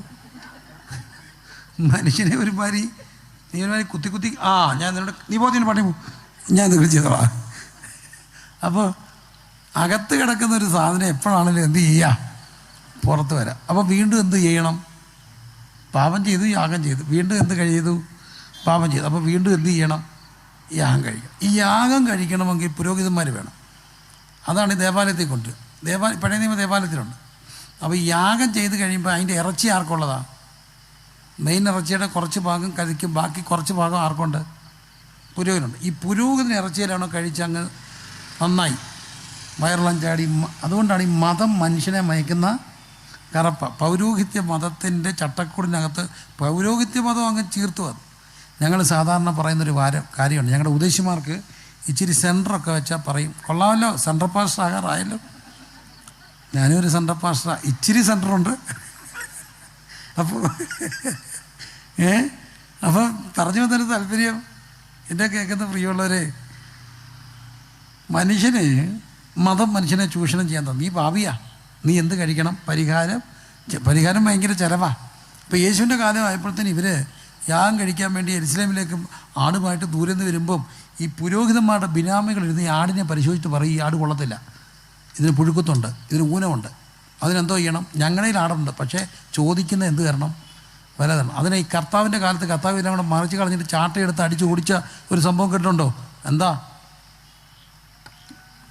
മതം മനുഷ്യനെ ചൂഷണം ചെയ്യുക. മനസ്സിലാകുന്നുണ്ടോ? മതം മനുഷ്യനെ എന്ത് ചെയ്തു? ചൂഷണം ചെയ്തപ്പം തമ്പുരാൻ്റെ കോപം ജ്വലിച്ചു. അങ്ങനെ ഇരുന്നപ്പോഴാണ് പാപത്തിന് പരിഹാരമാകാതിരുന്നപ്പോൾ ശിക്ഷയും ശാപവും മരണവും മനുഷ്യനെ വേട്ടയാടിയപ്പോൾ മനുഷ്യൻ ഇതിൻ്റെ എല്ലാം കൂടെ ഇടയ്ക്ക് കിടന്ന് നിലവിളിച്ചു, അയ്യോ ഞാൻ അരിഷ്ട മനുഷ്യൻ, എന്നെ ആര് രക്ഷിക്കും, എന്നെ ആര് രക്ഷിക്കും, എന്നെ ആര് രക്ഷിക്കും? അതിനുത്തരമായിട്ട് പിതാവാം ദൈവം അയച്ച ഒരു ഉത്തരം, തൻ്റെ ഏകജാതനായ പുത്രൻ, തൻ്റെ ശബ്ദം, തൻ്റെ വാച്ച്, തൻ്റെ ഏകജാതൻ നമുക്ക് വേണ്ടി ജഡാവതാരമെടുത്തു. ക്രിസ്തു ഭൂമിയിൽ ജഡാവതാരമെടുത്തു മനുഷ്യനായി അവതരിച്ചു. എന്തിനാണെന്നറിയാമോ? മനുഷ്യൻ മൂലം പാപം ഉണ്ടായതുകൊണ്ട് പാപത്തിൻ്റെ പരിഹാരവും മനുഷ്യൻ മൂലം ഉണ്ടാകേണ്ടതിന് ദൈവം നമുക്ക് വേണ്ടി ആരായി? മനുഷ്യനായി. അതാണ് ആര്? ക്രിസ്തു. തൻ്റെ ഏകജാതനായ പുത്രനെ വിശ്വസിക്കുന്ന ഏവനും നശിച്ചു പോകാതെ നിത്യജീവൻ പ്രാപിക്കേണ്ടതിന് ദൈവം തൻ്റെ പുത്രനാം യേശുവിനെ നൽകുവാൻ തക്കവണ്ണം ലോകത്തെ സ്നേഹിച്ചു. ദൈവം മനുഷ്യനായി. ലോകം കണ്ട ഏറ്റവും വലിയ അത്ഭുതം, ദൈവം ആരായതാ? മനുഷ്യനായതാ. ശ്രദ്ധിക്കണേ, ദൈവം ആരായി? മനുഷ്യനായി. ദൈവം ആരാ മക്കളെ? ഈ സർവത്തെ സൃഷ്ടിച്ച ദൈവം താണ്ട് ഒരു കൊച്ചു മനുഷ്യനായിട്ട് നിൽക്കുക, ചെറുതായി. ദൈവം ചെറുതായി ഭൂമിയിലേക്ക് വന്നു. വലിയ അത്ഭുതമാണ്. അതാണ് ലോകത്തിലെ ഏറ്റവും വലിയ. മനുഷ്യൻ ചന്ദ്രന് വരെ പോയിട്ടുണ്ട്, അത് വലിയ അത്ഭുതമായിട്ടാണ് കാണുന്നത്. ഇന്ന് നമ്മൾ അയച്ച ഒരു സാധനം മംഗളയാൻ എവിടം വരെ പോയി? മംഗളയാൻ എവിടെ പോയേ? ചൊവ്വ ആണോ? ചൊവ്വായി പോയില്ലേ? അത് വലിയ സന്തോഷമല്ലായിരുന്നോ? ഇന്ത്യക്കാരെല്ലാം നോക്കിയില്ല, മംഗളയാൻ എവിടെ പോയി? ചൊവ്വായി പോയി. കാരണം എന്നറിയാമോ? ഇപ്പോഴാണത് മാറുന്നത്. ഞങ്ങളുടെയൊക്കെ സമയത്ത് ഈ കലാപരിപാടികൾ, മെയിൻ ഒരു കലാപരിപാടി മിമിക്സ് ആയിരുന്നു. ഇപ്പം അങ്ങനെയൊന്നും ഇല്ല. ഇപ്പോൾ ഈ കലാപരിപാടികൾ പാട്ടും DJ ഡാൻസും ഒക്കെയാണ്. മിമിക്സ് ഓർമ്മയുണ്ടോ? കലാഭവൻ ഒരേ ജുബയൊക്കെ ഇട്ട് അവരിങ്ങനെ, അവിടെ ഒരു മെയിൻ ഐറ്റമായിരുന്നു അന്ന്. ചെറിയ ലോകശക്തികൾ, അന്നത്തെ ഏറ്റവും വലിയ ശക്തി ആരാ? America, Russia, China, Japan. അപ്പോൾ ഇവരിങ്ങനെ ഇതാ റോക്കറ്റ് പിടിക്കുകയാണ്. അമേരിക്ക റോക്കറ്റ് വിടുന്നു, പൊയ്. റഷ്യ റോക്കറ്റ് വിട്ടു, പൊയ്. ചൈന, പൊയ്. ഇന്ത്യ തിരിച്ചു വന്നു. അങ്ങനെ ഇന്ത്യ വിട്ട പണ്ടൊരു സാധനം സ്കൈലാബ്, അത് നിങ്ങൾക്ക് ഓർമ്മ കാണത്തില്ല, താഴെ വരുമെന്ന് പറഞ്ഞാൽ ഭയങ്കര ബഹളമായിരുന്നു. പക്ഷെ ഇപ്പോൾ അതൊന്നുമല്ല. നമ്മൾ വിട്ട സാധനം എവിടെ ചെന്നു? ചൊവ്വ വരെ ചെന്നു. പക്ഷേ അതിലൊക്കെ വലിയൊരു അത്ഭുതമാണ്. ഇതിനൊക്കെ അപ്പുറമാണ് ഈ പ്രപഞ്ചം. ഈ പ്രപഞ്ചത്തിൻ്റെ മുഴുവൻ രഹസ്യം ഇതുവരെ ആരും കണ്ടെത്തിയിട്ടില്ല.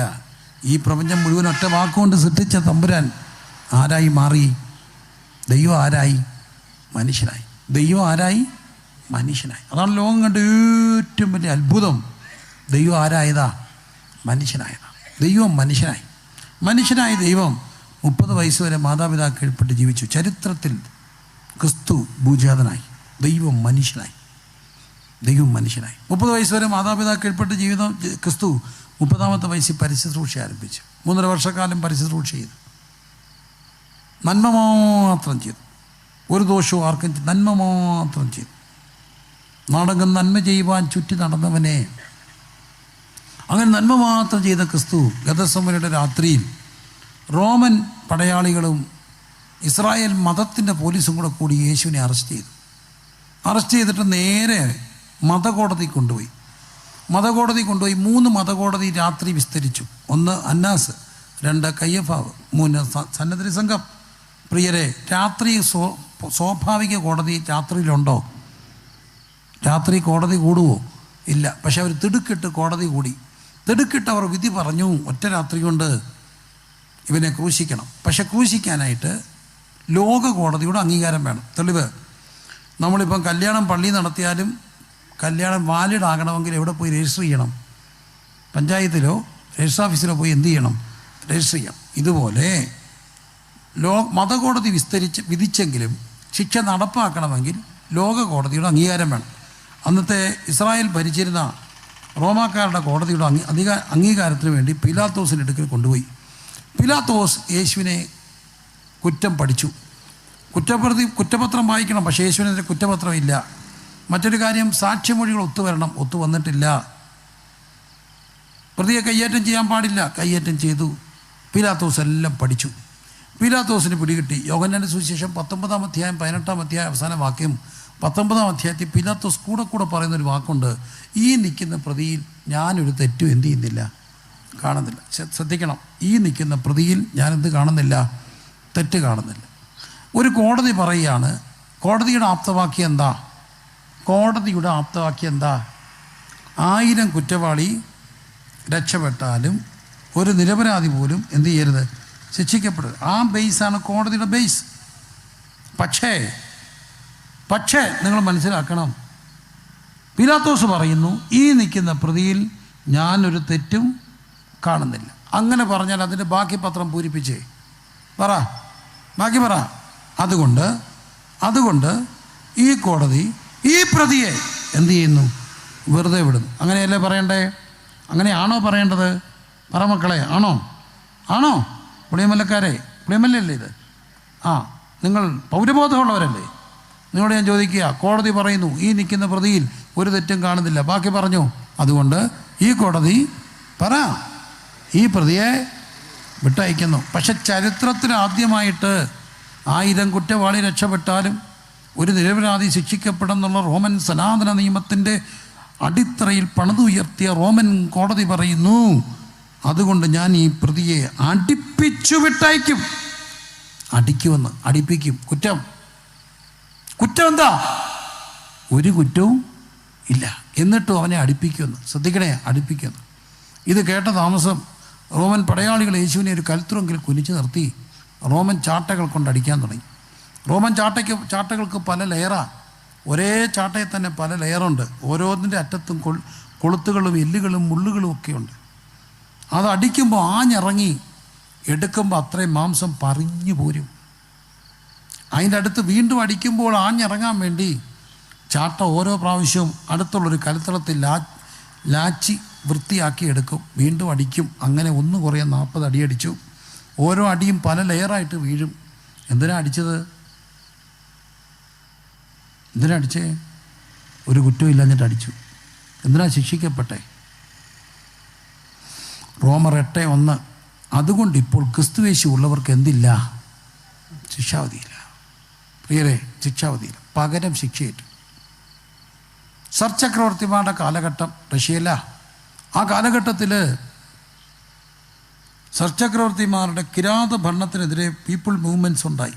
ആ മൂവ്മെൻറ്റിൻ്റെ ഭാഗമായിട്ട് ഒരുപറ്റം ചെറുപ്പക്കാർ വളരെ ദൂരം യാത്ര ചെയ്ത് കൊട്ടാരം ആക്രമിക്കാൻ വേണ്ടി പോകുക. കൊട്ടാരം പിടിച്ചെടുക്കണം, സർ ചക്രവർത്തിമാരുടെ കിരാത ഭരണം അവസാനിപ്പിക്കണം.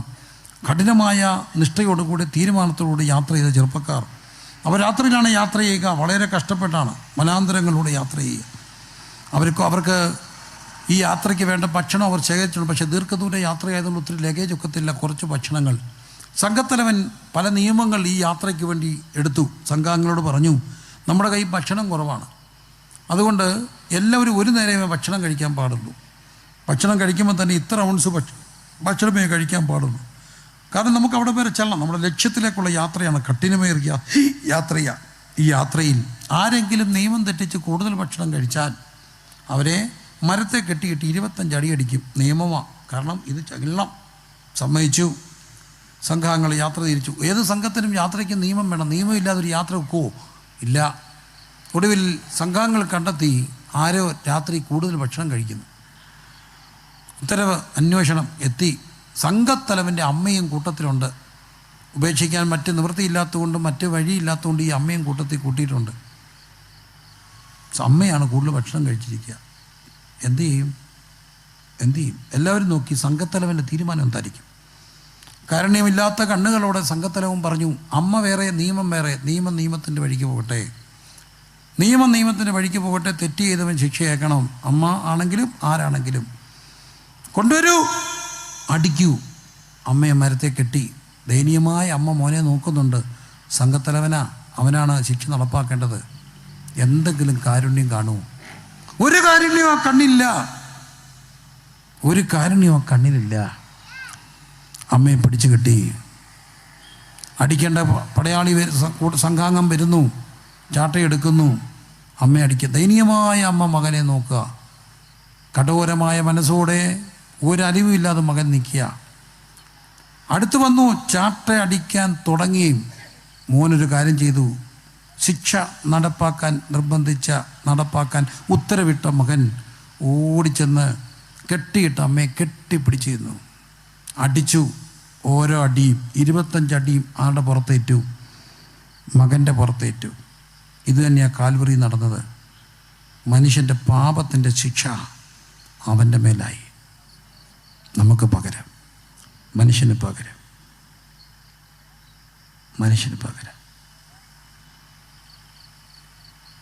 ഈ ശിക്ഷ നമുക്ക് വേണ്ടി ഏറ്റത് നമുക്കെങ്ങനെ അനുഭവമാകും? അതുകൊണ്ടാണ് പറയുക, കർത്താവായ യേശുവിൽ വിശ്വസിക്കുക, എന്നാൽ നീ നിൻ്റെ കുടുംബം എന്താകും? രക്ഷ പ്രാപിക്കും. ക്രിസ്മസിൻ്റെ ഒരു സമയത്ത് പല രാജ്യങ്ങളിലും വലിയ വലിയ ഉത്സവങ്ങളൊക്കെ, പള്ളി പെരുന്നാളുകളും കരോളുകളും ഒക്കെ നടക്കും. അതിലൊരു സ്ഥലത്ത്, പാശ്ചാത്യ ലോകത്ത് ഒരു കരോള് നടക്കുക.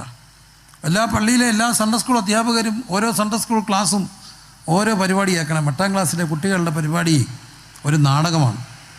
ആ നാടകത്തിൻ്റെ പേര് ഇത് ഇന്നെന്നാണ്. സത്രം ഇത് ഇന്നെന്നാണ് അതിൻ്റെ പേര്. നാടകം ഇതാണ്.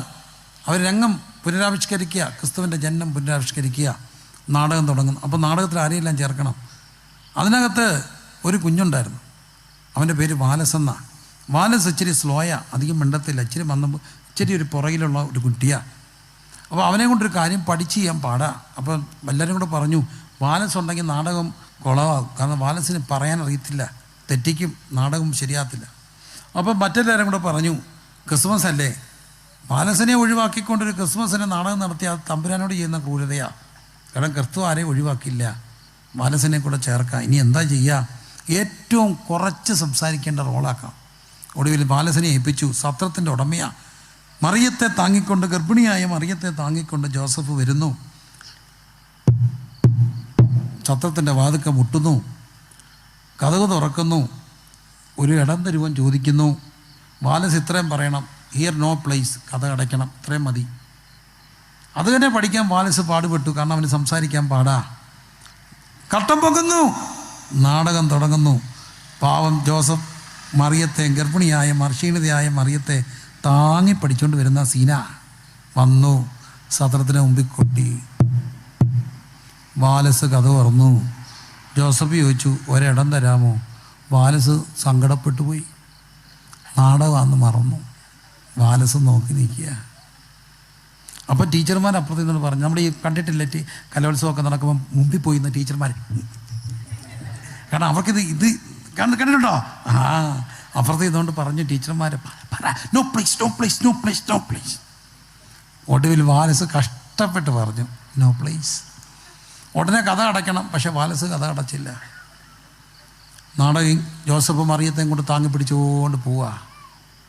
പിന്നെ വരും ദൂതന്മാർ വരും, കാലിത്തൊഴുത്ത് വരും, ഇതെല്ലാം നാടകം ഉണ്ടാക്കണം, മുമ്പോട്ട് പോകണം. പക്ഷെ കുറച്ച് കഴിഞ്ഞപ്പം വാലസ് തിരിച്ചു വിളിച്ചു. അവർ തിരിച്ചു വെച്ചാൽ പറഞ്ഞു, ബാ ഇടം തരാമെന്ന്. ഇനി നാടകം എങ്ങനെ മുമ്പോട്ട് പോകും? ആ നാടകത്തിൻ്റെ പേരാ ദൈൻ. പൊട്ടനാ വാലസ്. ഇന്നത്തെ ഭാഷയിൽ പറഞ്ഞാൽ സ്ലോയാ. പക്ഷെ വാലസ് പറഞ്ഞു, ജനമെല്ലാം എഴുന്നേറ്റ് ഇന്ന് കൈയടിച്ച് ആ പ്രാവശ്യത്തെ ഏറ്റവും നല്ല നാടകം അതായിരുന്നു. എന്താ കാര്യം? അവൻ പറഞ്ഞു, ഇവിടെ എന്തുണ്ട്? ഇടമുണ്ട്. നമുക്കെല്ലാവർക്കും വേണ്ടി ക്രിസ്തു ശിക്ഷയേറ്റു. പക്ഷെ ആ ശിക്ഷ നമ്മൾക്ക് പകരമാകാൻ ഒരു വഴിയുണ്ട്. മുഴുവൻ പേർക്കും വേണ്ടിയാ. പക്ഷെ അവനെ ഹൃദയത്തിൽ സ്വീകരിക്കണം. മനസ്സ് പറഞ്ഞ് ഇവിടെ ഇടമുണ്ടെന്ന് പറയുന്ന പോലെ എൻ്റെ ഹൃദയത്തിൽ നിനക്ക് ഇടമുണ്ടെന്ന് പറഞ്ഞാൽ നമ്മൾ ക്രിസ്തുവിലാകും. അടിയെല്ലാം ക്രിസ്തുവാണ്, പൊതിഞ്ഞു നിൽക്കും. ഈ രാത്രി എത്ര പേര് പറയും, എൻ്റെ ഹൃദയത്തിൽ ഇടമുണ്ട്, എനിക്ക് പകരം അടിയേറ്റ ക്രിസ്തുവിന് എൻ്റെ ഹൃദയത്തിൽ. അടിച്ചത് കൊണ്ട് അവർ തൃപ്തിപ്പെടുമെന്നാണ് പീലാത്തോസ് ഓർത്തത്. പക്ഷെ അവർ തൃപ്തിപ്പെട്ടില്ല. അവർ പറഞ്ഞു അവനെ ക്രൂശിക്കണം. പീലാത്തോസ് വീണ്ടും ഒരു അടവെടുത്തു. 2 പേരെ കൊണ്ടു നിർത്തി. ആരെയാ? ബറബാസ്, പിന്നെ ആരാ? യേശു. പെസഹ തോറും ഒരാളെ വെറുതെ വിടും. അതുകൊണ്ട് ആരെങ്കിലും ഒരാളെ വെറുതെ അവർ ക്രിസ്തു ഓർത്ത് കഴിഞ്ഞ ആഴ്ച പീലാത്തോസ് ഓർത്ത് കഴിഞ്ഞ ആഴ്ച ഇവർ പറഞ്ഞു, ഓശന്ന ഓശന്ന, കുരുത്തോല പെരുന്നാളാ. അതുകൊണ്ട് അവർ ക്രിസ്തുവിനെ വെറുതെ വിടണം എന്നാവശ്യപ്പെടുന്ന ഓർത്തത്. 2 പേരെ കൊണ്ടു നിർത്തി. ബറബാസ്, ക്രിസ്തു ആരെ വേണം? പക്ഷെ അവരെ ആക്രോശിച്ചു. അവനെ ക്രൂശിക്ക, ബറബാസിനെ വിട്ടുതരിക. അവനെ ക്രൂശിക്ക, ബറബാസിനെ വിട്ടുതരിക. ബറബാസിനെ വിട്ടയച്ചു. യേശുവിനെ ക്രൂശിക്കാൻ വേണ്ടി ബറബാസ് വീട്ടിലോട്ട് പോന്നു. ക്രിസ്തു കുരിശുമെടുത്തുകൊണ്ട് പോവുകയാണ്. ഞാൻ എൻ്റെ ഭാവനയിൽ ബറബാസിൻ്റെ പുറകെ പോയി. ബറബാസ് തിരിഞ്ഞ് നോക്കുന്നുണ്ട്. അവന് വിശ്വസിക്കാൻ വയ്യ. അടുത്ത ദിവസം ക്രൂശിക്കപ്പെടേണ്ടവനാ. അവനിങ്ങനെ വീണു കരഞ്ഞും പോവുക. തിരിഞ്ഞു നോക്കുന്നുണ്ട്. അവൻ കൊലപാതകൻ, കൊല്ലക്കലഹത്തിൽ പിടിക്കപ്പെട്ടവൻ. ഞാൻ കൊലപാതകൻ, കുറ്റം ചെയ്തവൻ. അവന് ഒന്നും കുറ്റം ചെയ്യാത്തവൻ, നിഷ്കളങ്കൻ, പാപരഹിതൻ, പാപമൊന്നെന്നറിയാത്തവൻ, പരമപരിശുദ്ധൻ. താണ്ട് കുരിശെടുത്തുകൊണ്ട് പോവുകയാണ്. ബറബാസ് നടന്ന് വീട്ടിൽ പോയി. വീട്ടിൽ ചെന്ന് ബെല്ലടിച്ചു. എൻ്റെ ഭാവനയാ. കൊച്ചോടി വന്ന് നോക്കിയിട്ട് പറഞ്ഞു, അമ്മ അപ്പ നിൽക്കുന്നു, ചുമ്മാ ഇരി, അപ്പ ചെയ്യില്ല. വട്ട നിനക്ക്, അപ്പയല്ല, ആണ് അപ്പയാ. സത്യം, താണ്ട അപ്പ. എല്ലാവരും വന്നു, അപ്പ. എല്ലാവരും ബറബാസ് നിനക്ക് എന്തോ പറ്റി? ബറബാസ് പറഞ്ഞു, എനിക്ക് എന്താണെന്ന് അറിയില്ല, പക്ഷെ ഒന്നും എനിക്കറിയാം. ഞാൻ സ്വാതന്ത്ര്യത്തിൻ്റെ ലോകത്തേക്ക് പോയപ്പോൾ അവൻ എനിക്ക് പകരം അങ്ങോട്ട് പോയിട്ടുണ്ട്. കുരിശെടുത്തോണ്ട്. കുരിശും നിജതൂളിലേടു ഒരുവൻ ഗിരിമേ കയറി പോകുന്ന കാഴ്ചക്കാമീൻ. കുരിശും നിജതൂളിലേടു ഒരുവൻ ഗിരിമേ കയറി പോകുന്ന കാഴ്ചക്കാണി. അവനീശസുതൻ മഹിമോന്നതനാം അവനീശ്വരനിൽ ബഹുവന്നിധനാം അവനീശസുതൻ മഹിമോന്നതനാം അവനീശ്വരനിൽ ബഹുവന്നിധനാം അവനീവിധ വേള സമ്മാന മുഴന്നതു കാണി. പാപി കേളാ നരകായി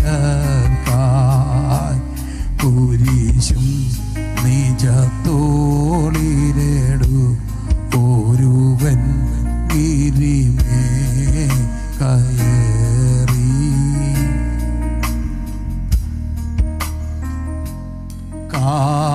കാഴ്ചക്കാർ കുരിശു എടുത്തുകൊണ്ട് പോകുകയാണ്.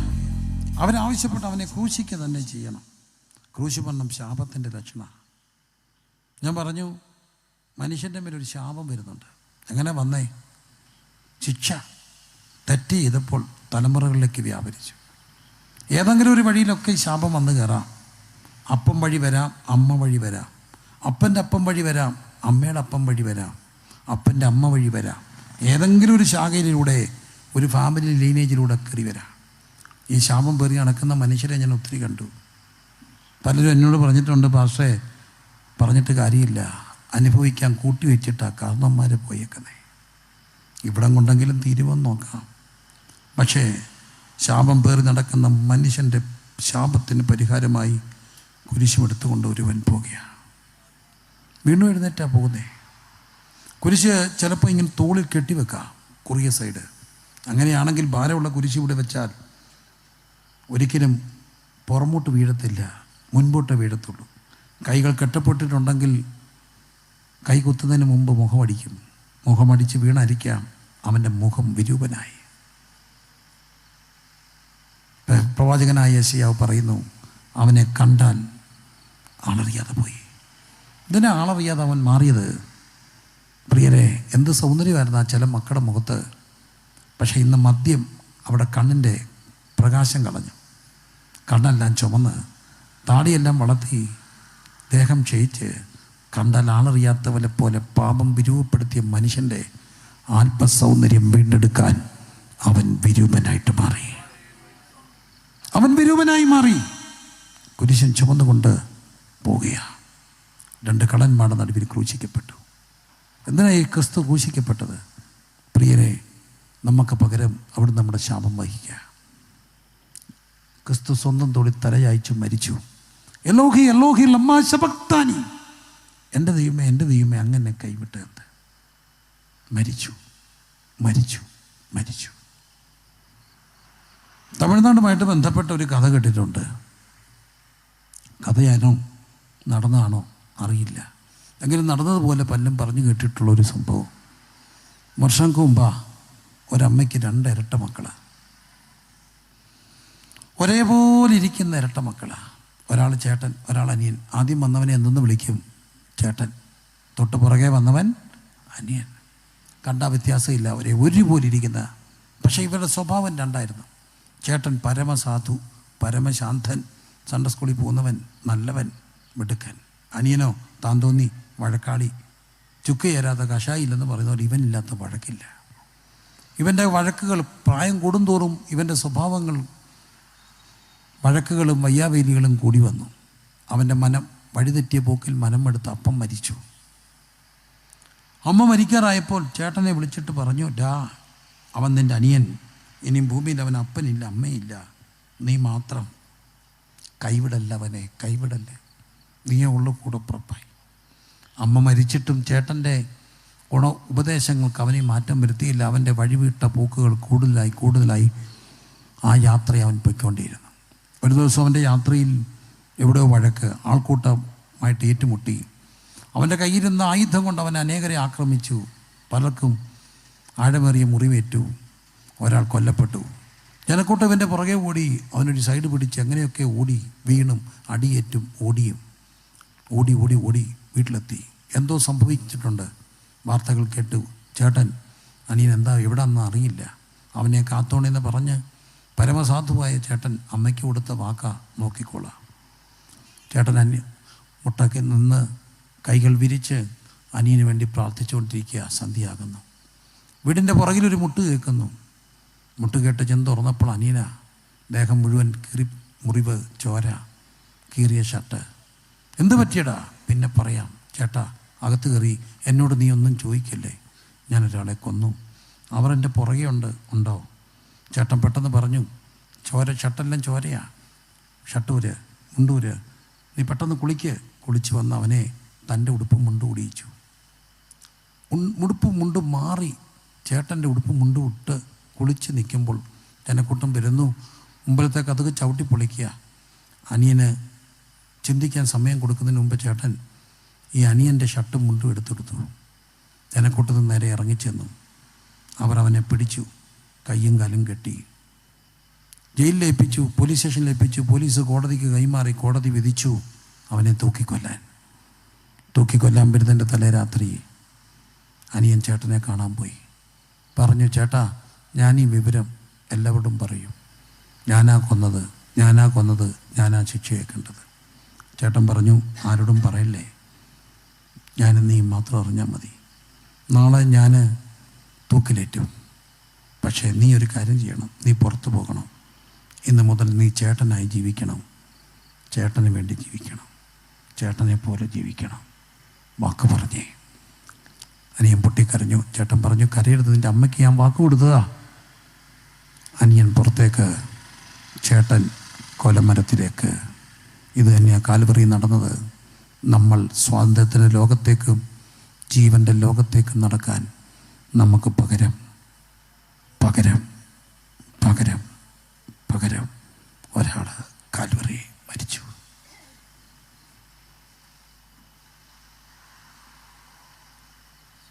എന്തിനാ മരിച്ചേ? പകരം മരിച്ചേ. ഈ പകരം മരിച്ചവൻ ഹൃദയത്തിൽ സ്വീകരിച്ച ചേട്ടൻ മരിക്കുമ്പം അനിയനോട് ഒറ്റ കാര്യം പറഞ്ഞുള്ളൂ, നീ പുറത്തു പോകണം, എനിക്ക് വേണ്ടി ജീവിക്കണം, ഞാനായി ജീവിക്കണം, എന്നെപ്പോലെ ജീവിക്കണം. ഈ രാത്രി ക്രിസ്തു ആവശ്യപ്പെടുന്ന അതേ ഉള്ളൂ, നിനക്ക് പകരം ഞാൻ മരിച്ചു. ചെല്ലെങ്കിലും ചോദിക്കും, ദൈവം മരിക്കുമോ? ദൈവത്തിന് മരിക്കാനൊക്കുമോ? ഇല്ല, ദൈവം മരിക്കില്ല. പക്ഷെ ക്രിസ്തു മരിച്ചു. എന്തിനാ? പാപം മൂലം മരണത്തിനടിമപ്പെട്ട മനുഷ്യനെ രക്ഷിക്കാൻ നമുക്ക് പകരം ഒരാൾ മരിച്ചു. ഒരാൾ മരിച്ചു. ക്രൂശിന്മേ കാണുന്ന ആരിതാ, ക്രൂശിന്മേ ക്രൂശിൻ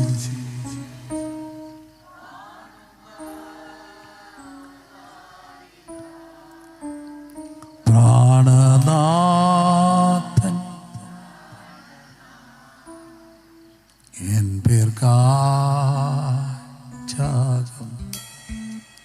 പ്രാണനാഥൻ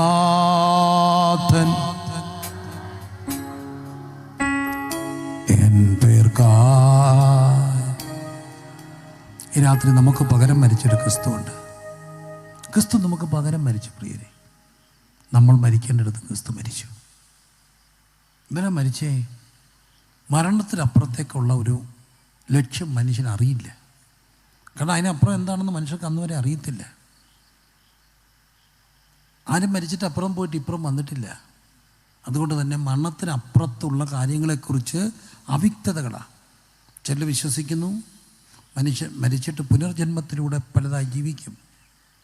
അവ്യക്തമായ കാഴ്ച. ചിലർ പറയുന്നു, മറ്റ് പലത് വിശ്വസിക്കുന്നു. എന്തുവാകട്ടെ, എല്ലാ ബഹുമാനത്തോടെ എല്ലാത്തിനെയും കണ്ടുകൊണ്ട് പറയട്ടെ, വ്യക്തമായൊരു ബോധ്യം മരണത്തിനപ്പുറമുള്ള ജീവിതത്തെക്കുറിച്ച് കൊടുക്കണമെങ്കിൽ ഒരാൾ മരിച്ചിട്ട് തിരിച്ചു വരണം. ചരിത്രത്തിൽ ഒരേ ഒരാൾ മരിച്ചടക്കപ്പെട്ട് ഉയർത്തെഴുന്നേറ്റ് തിരിച്ചു വന്നു, അത് ക്രിസ്തുവാണ്. എന്നിട്ട് പറഞ്ഞു, എന്നിൽ വിശ്വസിക്കുന്നവൻ മരിച്ചാലും ജീവിക്കും, ജീവിച്ചിരുന്ന് എന്നിൽ വിശ്വസിക്കുന്നവൻ ഒരു നാളും മരിക്കുകയില്ല. മരണത്തിനപ്പുറമുള്ളൊരു വാതിൽ തുറന്നു തരാൻ അവിടെ നമുക്ക് വേണ്ടി മരിച്ചു. എങ്ങനെ ആ വാതിലിലേക്ക് നമുക്ക് നടക്കാം? വിശ്വസിച്ച് നടക്കാം. കുരിശിൻ്റെ വഴിയാണ്. ഈ വഴിയുടെ ഒരു പ്രത്യേകതയുണ്ട് കേട്ടോ. ഈ വഴി വളരെ ഞെരുക്കമുള്ളൊരു വഴിയാണ്, വിശാലപ്പെട്ടൊരു വഴിയല്ല. ആ വഴി ചെന്നെത്തുന്നത് ക്രിസ്തുവിൻ്റെ അടുക്കലേക്കാണ്. അവിടെ നിത്യജീവനാ. മുട്ടുവീൻ തുറക്കപ്പെടും, അന്വേഷിപ്പീൻ കണ്ടെത്തും. കണ്ടോ? ക്രിസ്തു മരിച്ചടക്കപ്പെട്ട് ഉയർത്തെഴുന്നേറ്റ്. പക്ഷേ ഈ മനുഷ്യർക്ക് ഇത് വേണ്ട. അവരെയും പലപ്പോഴും പിശാച് തെറ്റിദ്ധരിപ്പിക്കുക, വിളിക്കുക. വിശാലപ്പെട്ട ഒരു വഴിയിലൂടെ നടക്കുക. അവിടെ മദ്യമുണ്ട്, അവിടെ വഴക്കുണ്ട്, അവിടെ അധാർമികമായ ലൈംഗിക ജീവിതമുണ്ട്, ഇഷ്ടം പോലെ ജീവിക്കാം. പക്ഷേ ഈ വഴി അത് ഒക്കില്ല, ഞെരുക്കമുള്ളൊരു വഴിയാണ്. പക്ഷെ ചെന്നെത്തുന്നതോ നിത്യജീവൻ്റെ വിശാലതയാണ്. പണ്ടൊരു കഥ കേട്ടു, കഥയെ ഇഷ്ടപ്പെട്ടു, പറയട്ടെ. കഥയാ. ഒരു മനുഷ്യൻ, മത്തായിച്ചൻ, മരിച്ചുപോയി. എം മത്തായിയ, അങ്ങനെ പേരുണ്ടെങ്കിൽ ക്ഷമിക്കണേ. എന്നും ഇച്ചിരി അടിക്കും, അടിച്ച് പൂക്കുറ്റിയായിട്ടേ വരത്തുള്ളൂ. അല്ലെ വളരെ അടിച്ച് ആഘോഷമായിട്ട് അങ്ങനെ സുഖിച്ചങ്ങ് ജീവിച്ചു. ചത്തുപോയി. പുള്ളി മരിച്ച് മേളിൽ ചെന്ന ദിവസം, കഥയാ കേട്ടോ, മേളിൽ ചെന്ന ദിവസം 1,00,000 പേര് ഒന്നിച്ചൊരിടത്ത് ചത്തുപോയി. ഭൂകമ്പമായിരുന്നു. അയാളുടെ എല്ലാം കൂടെ ആത്മാക്കൾ അവിടെ വന്നു. അതിനകത്ത് MK മത്തായി ഉണ്ട്, MS മത്തായി ഉണ്ട്. സ്വർഗത്തിൽ പോകേണ്ടവരുണ്ട്, നരകത്തിൽ പോകേണ്ട. പത്രോസ് അത് കഥയാ. പത്രോസ് വാതിൽക്ക് ഇരുന്ന് എല്ലാവർക്കും ചീട്ട് കൊടുക്കുക. അപ്പോൾ ഈ ചീട്ട് കൊടുത്ത് വന്നപ്പോൾ MM മത്തായിക്ക് അറിയാതെ സ്വർഗത്തിലേക്ക് തെറ്റിപ്പോയി. സ്വർഗത്തിൻ്റെ ചീട്ടാണ് കൊടുത്തേ. മത്തായിച്ചൻ സ്വർഗത്തിൽ ചെന്നു അടിച്ച് പുക്കറ്റിയായിട്ടാണ്. പുള്ളിക്ക് അവിടെ ചെന്നപ്പോൾ ഒരു രസവും തോന്നിയില്ല. കാരണം അബ്രഹാം പിതാവ് അവിടെ ഇരിക്കുന്നു, യോഹന്നാൻ ശാമ ഇരിക്കുന്നു, എന്ത് വേണ്ട വിശുദ്ധന്മാരെല്ലാം ഇരിക്കുന്നു. അവരെല്ലാം പറഞ്ഞുകൊണ്ടിരിക്കുക, യഹോവ പരിശുദ്ധൻ പരിശുദ്ധൻ പരിശുദ്ധൻ പരിശുദ്ധൻ. പുള്ളിക്ക് ഒരു രസവും തോന്നുന്നില്ല, ഒരു രസം തോന്നുന്നില്ല. പുള്ളിക്ക് ഇച്ചിരി അടിക്കണം. അപ്പോഴാണ് അപ്പുറത്തോട്ട് നോക്കിയപ്പോൾ ഒരു കണ്ണാടി വാതിലിന് അപ്പുറത്ത് ഭയങ്കര DJ പാട്ടാ. എന്താണ്? അടിച്ച് പൊളിച്ച് പാടുക അവർ. മംഗല്യം തന്നനാന ജീവിതം കുന്തനാന അടിച്ച് അവർ പൊളിച്ച് പാടി തകർക്കുക. പാലാപ്പള്ളി തിരുപ്പള്ളിയൊക്കെ അടിച്ച് തകർക്കുക. സിനിമാറ്റിക്ക. അതിനിടയ്ക്ക് നല്ല ഒന്നാം തരം പെൺപിള്ളേർ മിടിയൊക്കെ ഇട്ട് ടോപ്പൊക്കെ കൊച്ചു മിടിയൊക്കെ ഇട്ട് ഒരു താലത്തിൽ ക്രിസ്റ്റ ക്ലാസ് നല്ല സ്പടിയ ഗ്ലാസ്സിൽ സ്കോച്ചൊക്കെ ആയിട്ട് പോന്നു. വേണം ഫ്രീയാ. ഇപ്പം എല്ലാവരും ഇങ്ങനെ മേടിച്ച് DJ ഒക്കെ പാടി ടിസ്പ് ചെയ്ത് നടക്കുക. അപ്പോൾ പുള്ളി ചോദിച്ചു, അതെന്താ? നരക. എൻ്റെ പൊന്ന് പത്രോസെ, എന്നെ അങ്ങോട്ട് വിട്ടേക്കാവോ? പത്രോസിന് പുറത്ത് വലിയ കാര്യം, പൊക്കോ, തെറ്റിക്കൊണ്ടുവന്നതല്ലേ. ചീട്ടം കൊടുത്തങ്ങ് വിട്ടു. പുള്ളി അവിടെ ചെന്ന് DJ ഡാൻസ് ഇതൊക്കെ മേടിച്ച് ടിക്കടി കേടി അടിച്ചങ്ങോട്ട് പോകുകയെ കാല് തന്നെ നേരെ എന്ന് വീണത് തീക്കകത്തോട്ടാ. അപ്പം പുള്ളി ചോദിച്ചു, ഇതെന്തവാ? ഇത് നരകം. അപ്പോൾ ആ കണ്ടതോ റിസപ്ഷനാ നരകത്തിൻ്റെ റിസപ്ഷനാ. ഇത് തന്നെയാണ് മനുഷ്യർക്ക് പറ്റുന്നത്. ഇത് കാണിച്ച് പിശാചിക്ക് വിളിക്കും, ചെന്നെത്തുന്ന അവിടെ. പക്ഷെ ഈ വഴി കുരിശിൻ്റെ വഴിയാ, ഈ വഴി കുരിശിൻ്റെ വഴിയാ. ഈ വഴി നിന്നയുടെ വഴിയാണെങ്കിലും ചെന്നെത്തുന്ന ഒരു സ്ഥലമുണ്ട്.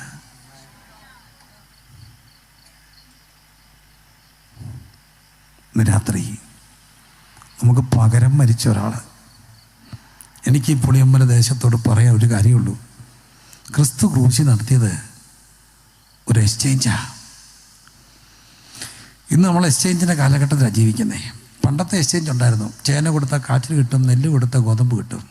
കാലം മുമ്പോട്ട് പോയപ്പോൾ എന്ത് കിട്ടി? നമ്മുടെയൊക്കെ കയ്യിലുള്ളത് കൊടുത്താൽ, പഴയ മിക്സി കൊടുത്താൽ പുതിയ മിക്സി കിട്ടും, ഇച്ചിരി പൈസ. പഴയ കാറ് കൊടുത്താൽ പുതിയ കാറ് കിട്ടും. പഴയ എന്ത് കൊടുത്താലും പുതിയത് കിട്ടും. പക്ഷെ പഴയ മനുഷ്യനെ കൊടുത്താൽ പുതിയ മനുഷ്യനാക്കുന്നോട്ടം കാണിക്കാമോ?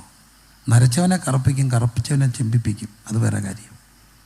പക്ഷെ പഴയ മനുഷ്യനെ പുതിയ മനുഷ്യനാക്കുന്ന ഇടമുണ്ടോ? ഉണ്ട്. ആ എക്സ്ചേഞ്ചിൻ്റെ പേരാ കാൽവറി. പഴയ മനുഷ്യൻ അവിടെ ചെന്നാൽ, ഇന്ന് രാത്രി ഞാൻ നിങ്ങളെ ക്ഷണിക്കുക, ഈ ദേശത്തെ ക്ഷണിക്കുക.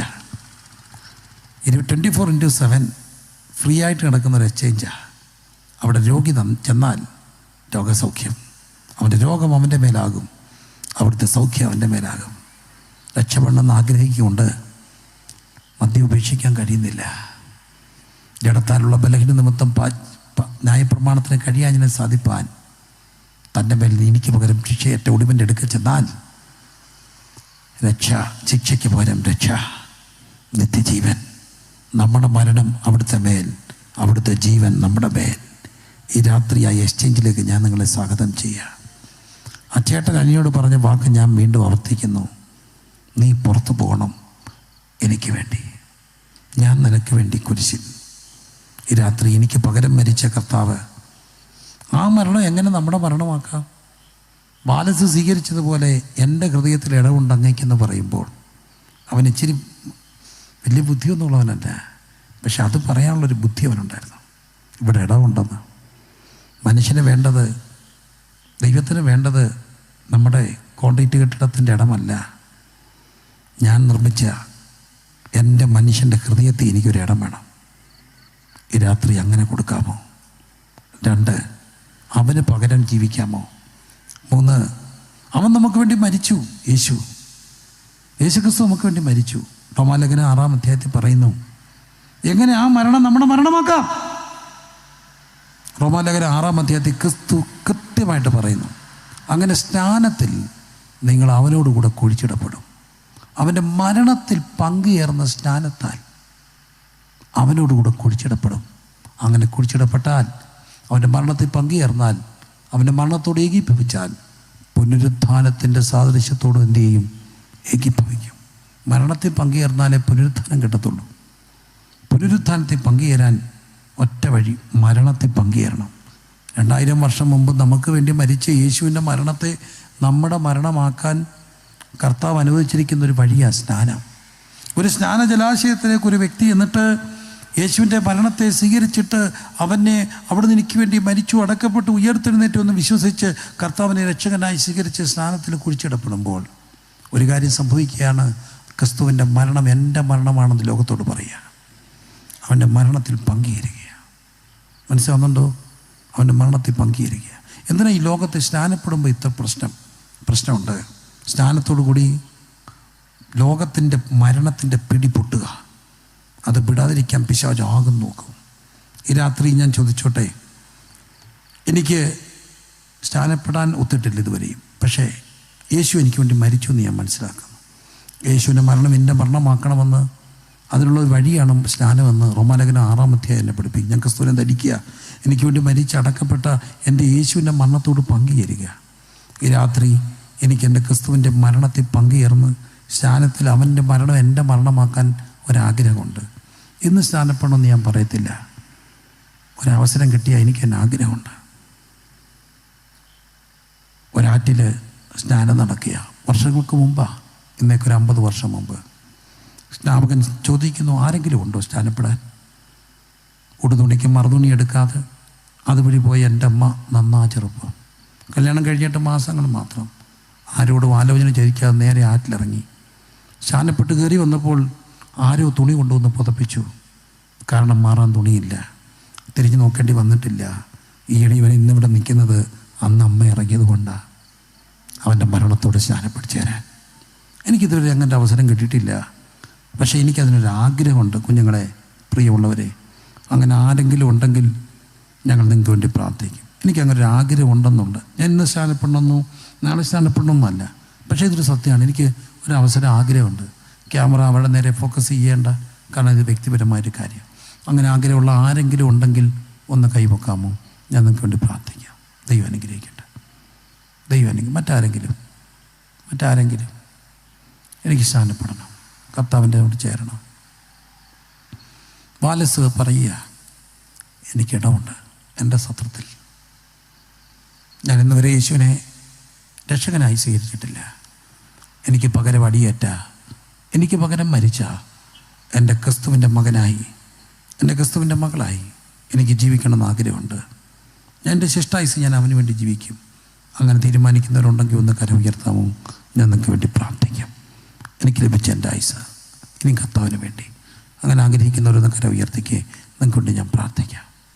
കർത്താവ് നിങ്ങളെ അനുഗ്രഹിക്കട്ടെ. എൻ്റെ യേശുവിൻ്റെ സാക്ഷികളായി എനിക്ക് ജീവിക്കണം. യേശു മരിച്ചു. ലോകത്തോട് പറയാനൊരു കാര്യമുണ്ട് നമുക്ക്. നിങ്ങളിനി മരിക്കേണ്ട. യേശു മരിച്ചു. യേശു നമുക്ക് വേണ്ടി മരിച്ചതുകൊണ്ട് ഇനി ഞാൻ മരിക്കേണ്ട. ലോകത്തിലെ ഏറ്റവും വലിയ പുണ്യപ്പെട്ട കാര്യം, കുഞ്ഞുങ്ങളെ, കർത്താവിൻ്റെ ഊഴിയക്കാരാകുക, കർത്താവിൻ്റെ വേല ചെയ്യുക. ഈ പ്രിയപ്പെട്ട സഹോദരങ്ങളൊക്കെ ഞാൻ മനസ്സിലാക്കിയ സാക്ഷ്യങ്ങൾ തനിക്ക് കിഡ്നിയുടെ രോഗമായിരുന്നു. മരിച്ചെന്ന് തീരുമാനിച്ചപ്പോൾ സൗഖ്യമാക്കിയ കർത്താവിനോടുള്ള ഭക്തിയുടെ ആദരകമായി നീട്ടിക്കിട്ടിയ ആയുസ് കർത്താവിന് വേണ്ടി ഓടുകയാണ്. കഴിയുന്ന രീതിയിലൊക്കെ എന്തൊക്കെയോ ചെയ്യുക. വലിയ കഴിവുകളൊന്നും വേണമെന്നില്ല, പക്ഷെ മനസ്സുണ്ടോ ദൈവം ഉപയോഗിക്കും, ആഗ്രഹമുണ്ടോ ദൈവം ഉപയോഗിക്കും. ഈ രാത്രി ഞാൻ ചോദിച്ചോട്ടെ, എൻ്റെ യേശുവിൻ്റെ സാക്ഷിയായി യേശുവിൻ്റെ വേല ചെയ്യണം. എനിക്ക് കർത്താവിൻ്റെ വേല ചെയ്യണം. ജീവിതത്തിലെ ഏറ്റവും വലിയ ഭാഗ്യം അതാണ്. കർത്താവിൻ്റെ വേലക്കാരാണ്, കർത്താവിൻ്റെ ഊഴിയം ചെയ്യുക. കർത്താവിന് പകരം യേശു മരിച്ചു എന്ന് ലോകത്തോട് പറയുക. കർത്താവിൻ്റെ ഒരു വേലക്കാരനായി ക്രിസ്തു എനിക്ക് പകരം മരിച്ചുവെന്ന്, നിനക്ക് പകരം മരിച്ചുവെന്ന് ലോകത്തോട് പറയാൻ, ഒരു സുവിശേഷകനാകാൻ, സുവിശേഷ വേല ചെയ്യാൻ ആഗ്രഹിക്കുന്ന കുഞ്ഞുങ്ങളോ ചെറുപ്പക്കാരോ ആർക്കുമാകാം. എങ്കിലും എൻ്റെ ശിഷ്ടായുസിൽ ഒരു കർത്താവിൻ്റെ സുവിശേഷ വേല ചെയ്യണം. അങ്ങനെ ആഗ്രഹിക്കുന്നവരുണ്ടെങ്കിൽ ഒന്ന് കരം ഉയർത്തിക്കേ, ഞാൻ നിങ്ങൾക്ക് വേണ്ടി പ്രാർത്ഥിക്കാം. കർത്താവ് നിങ്ങളെ അനുഗ്രഹിക്കട്ടെ. കരം ഉയർത്തി പിടിച്ച് കർത്താവിൻ്റെ വേല ചെയ്യുക, കർത്താവിൻ്റെ വേല ചെയ്യുക. നമുക്ക് പകരം മരിച്ചില്ലേ ഒരാൾ? പുളിയമല ദേശമേ, ദൈവം നിങ്ങളെ അനുഗ്രഹിക്കട്ടെ. God bless you, God bless you. പിതാവേ, പല രീതികൾ തീരുമാനങ്ങൾക്കായി കരം ഉയർത്തിയ ഓരോരുത്തരെയും ഞങ്ങൾ പരിശുദ്ധമായ നാമം ചൊല്ലി അനുഗ്രഹിച്ച് പ്രാർത്ഥിക്കുന്നു. കർത്താവിൻ്റെ കൃപ അവരുടെ മേലുണ്ടാകട്ടെ. ഞങ്ങൾ ഇവരെ അങ്ങയുടെ നാമം ചൊല്ലി അനുഗ്രഹിക്കുന്നു, യേശുവിൻ്റെ നാമം തന്നെ. ആമേൻ. പുളിയമല ദേശമേ, പുളിയമല ദേശമേ, സ്വയം പാപത്തിന് അടിമപ്പെട്ട മനുഷ്യൻ്റെ പാപത്തിൻ്റെ പരിഹാരത്തിനായി ഒരു പകരം യേശു ശിക്ഷയേറ്റു. പകരം നിങ്ങളറിയണം, പകരം ഒരാൾ അടിയേറ്റു. എന്തിന്? എനിക്ക് നിനക്കും പകരം. മകനേ,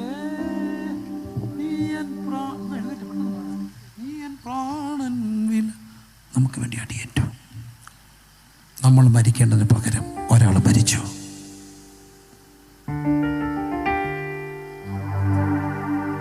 യേശു മരിച്ചു. ഇനി നീ മരിക്കണ്ട, നിനക്ക് പകരം ഒരാൾ മരിച്ചു. എന്നിൽ വിശ്വസിക്കുന്നത് മരിച്ചാലും ജീവിക്കാം. ആ കർത്താവ് നമ്മെ ചേർക്കാൻ വേഗം വരാറായി. യേശു മരിച്ചു. ഈ വചനം ജസ്റ്റ് കേട്ടു പോകുന്നവർക്കൊന്നും തോന്നത്തില്ല. പക്ഷെ ഇത് വിശ്വസിക്കുന്നവർക്ക് വേണ്ടി അത് ജീവരക്ഷ ശക്തിയായിട്ട് വ്യാപരിക്കും. ക്രൂശിന്റെ വചനം നശിച്ചു പോകുന്നവർക്ക് പോഷത്വമാണ്, രക്ഷിക്കപ്പെടും നമുക്കത് ദൈവശക്തിയായി വ്യാപരിക്കും. ഈ രാത്രി ഇത് കേട്ടുകൊണ്ടിരിക്കുമ്പോൾ അത് ദൈവശക്തിയായി രോഗസൗഖ്യമായി വ്യാപരിക്കട്ടെ, ശാപമുക്തിയായി വ്യാപരിക്കട്ടെ, പാപമോചനമായി വ്യാപരിക്കട്ടെ, ചില അടിമത്തങ്ങളിൽ നിന്നുള്ള സ്വാതന്ത്ര്യമായി വ്യാപരിക്കട്ടെ. ക്രൂശിൻ്റെ വചനം നശിച്ചു പോകുന്നവർക്ക് പോഷത്വം, രക്ഷിക്കപ്പെടും നമുക്കത് ദൈവശക്തി. കരങ്ങളടിച്ച് ദൈവത്തെ ഒന്ന് സ്തുതിച്ച് ആരാധിച്ചാട്ടെ. ക്രൂശിൻ്റെ വചനം, ക്രൂശിക്കപ്പെട്ടവനായി ക്രിസ്തു എന്തിനു ക്രൂശിക്കപ്പെട്ടു? ഈ രാത്രി എളിവന് ദൈവം പ്രകാശിപ്പിച്ച ആ വിശ്വാസ സത്യത ദൈവം തന്ന കൃപയിൽ ആശ്രയിച്ചുകൊണ്ട് പുളിയമല ദേശത്തും വന്ന് എന്നെ രക്ഷിച്ച, എനിക്ക് വേണ്ടി മരിച്ച എൻ്റെ കർത്താവ് എന്തിനു മരിച്ചു എന്ന് പറയാൻ ഈ ആയുസ്സിൽ കിട്ടിയ അവസരത്തെ ഒരു വലിയ ഭാഗ്യമായി ഞാൻ കാണുകയാ. അതിന് ഞാൻ ദൈവത്തിന് നന്ദി പറയുന്നു. ക്ഷണിച്ചവർക്ക് നന്ദി പറയുന്നു. മകനെ, നീ അവൻ്റെ പ്രാണൻ്റെ വിലയാ. ചങ്ക് തകർന്ന് അവൻ നമ്മെ സ്നേഹിച്ചതാ. അതുകൊണ്ട് ഇനിയും പാപത്തിൻ്റെ വഴിയെ പോകരുത്. ആ വഴി വളരെ വിശാലപ്പെട്ടതാണെങ്കിലും ചെന്നെത്തുന്നത് നാശത്തിൻ്റെ നാശത്തിൻ്റെ പടുകുടിയിലേക്കാ. ഈ വഴി വളരെ ഞെരുക്കമുള്ളതാണെങ്കിലും ചെന്നെത്തുന്നത് ആരാണെന്ന് അറിയാമോ? അവിടെ ദൈവമുണ്ട്, പിതാവുണ്ട്, പുത്രനുണ്ട്, പരിശുദ്ധാത്മാവുണ്ട്. അവിടെ സ്വർഗീയ സന്തോഷമുണ്ട്, അവിടെ ഭാഗ്യനാടുണ്ട്. അതുകൊണ്ട് പ്രിയനേ, മകനെ, നീ എൻ്റെ പ്രാണന്റെ വിലയാ. ചങ്ക് തകർന്ന ഞാൻ നിന്നെ സ്നേഹിച്ചത്. മകനേ, നീ പ്രാണൻ വില, എന്നെന്നും എന്റേതു മാത്രമേ, എന്നെന്നും എന്റേതു മാത്രമേ. മകനേ, നീ പ്രാണൻ വില, എന്നെന്നും എന്റേതു മാത്രമേ, എന്നെന്നും എന്റേതു മാത്രമേ. എൻ ചങ്കു തകർത്തും നിന്നെ സ്നേഹിച്ചു, എൻ ചോര ചൊരിഞ്ഞും നിന്നെ സ്നേഹിച്ചു, എൻ ചങ്കു തകർത്തും നിന്നെ സ്നേഹിച്ചു, എൻ ചോര ചൊരിഞ്ഞും നിന്നെ സ്നേഹിച്ചു. ആ ശാപമാം ക്രൂശിൽ ഞാൻ തൂങ്ങപ്പെട്ടല്ലോ, ആ ശാപമാം ക്രൂശിൽ ഞാൻ തൂങ്ങപ്പെട്ടല്ലോ. മതിയാവാതെ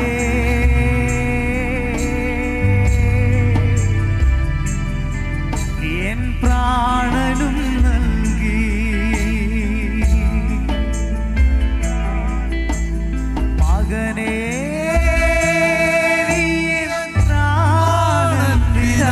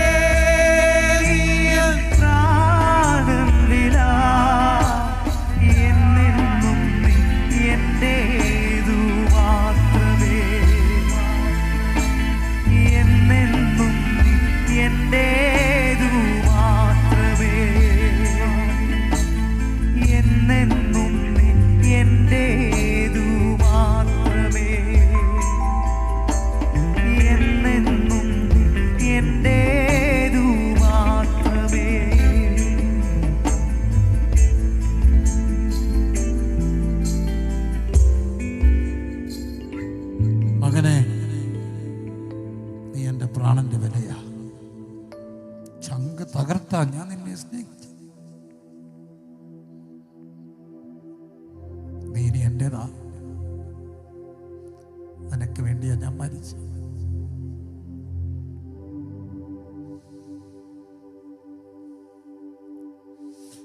ആ കർത്താവിന് വേണ്ടി ക്രൂശിന്റെ വചനം നശിച്ചു വന്നവർക്ക് പോഷത. രക്ഷിക്കപ്പെടും നമുക്കത് ദൈവശക്തിയാണ്. അതുകൊണ്ട് ആ കർത്താവിന് വേണ്ടി നമുക്ക് ജീവിക്കാം, ജീവിക്കാം, ജീവിക്കാം. അവന് വേണ്ടി പോകാം, അവന് വേണ്ടി ജീവിക്കാം, അവിടുത്തോടൊപ്പം ജീവിക്കാം. എന്നിട്ട് അവിടുന്ന് വരുമ്പോൾ അവിടുത്തെ വരവെങ്കിൽ എടുക്കപ്പെടാൻ വേണ്ടി ഒരുങ്ങാം. കർത്താവ് നമ്മെ എല്ലാവരെയും അനുഗ്രഹിക്കട്ടെ. നമുക്ക് പകരം ഒരാൾ ശിക്ഷയേറ്റു. എനിക്ക് പകരം ഒരാൾ ശിക്ഷയേറ്റു. എനിക്ക് പകരം ഒരാൾ മരിച്ചു, മരിച്ചു, മരിച്ചു, മരിച്ചു. ലോകത്തോട് പറയാൻ നമുക്കൊരു സന്ദേശമുണ്ട്. നിനക്ക് പകരം ഒരാൾ മരിച്ചിട്ടുണ്ട്. അതുകൊണ്ട് നീ ഇനി മരിക്കണ്ട.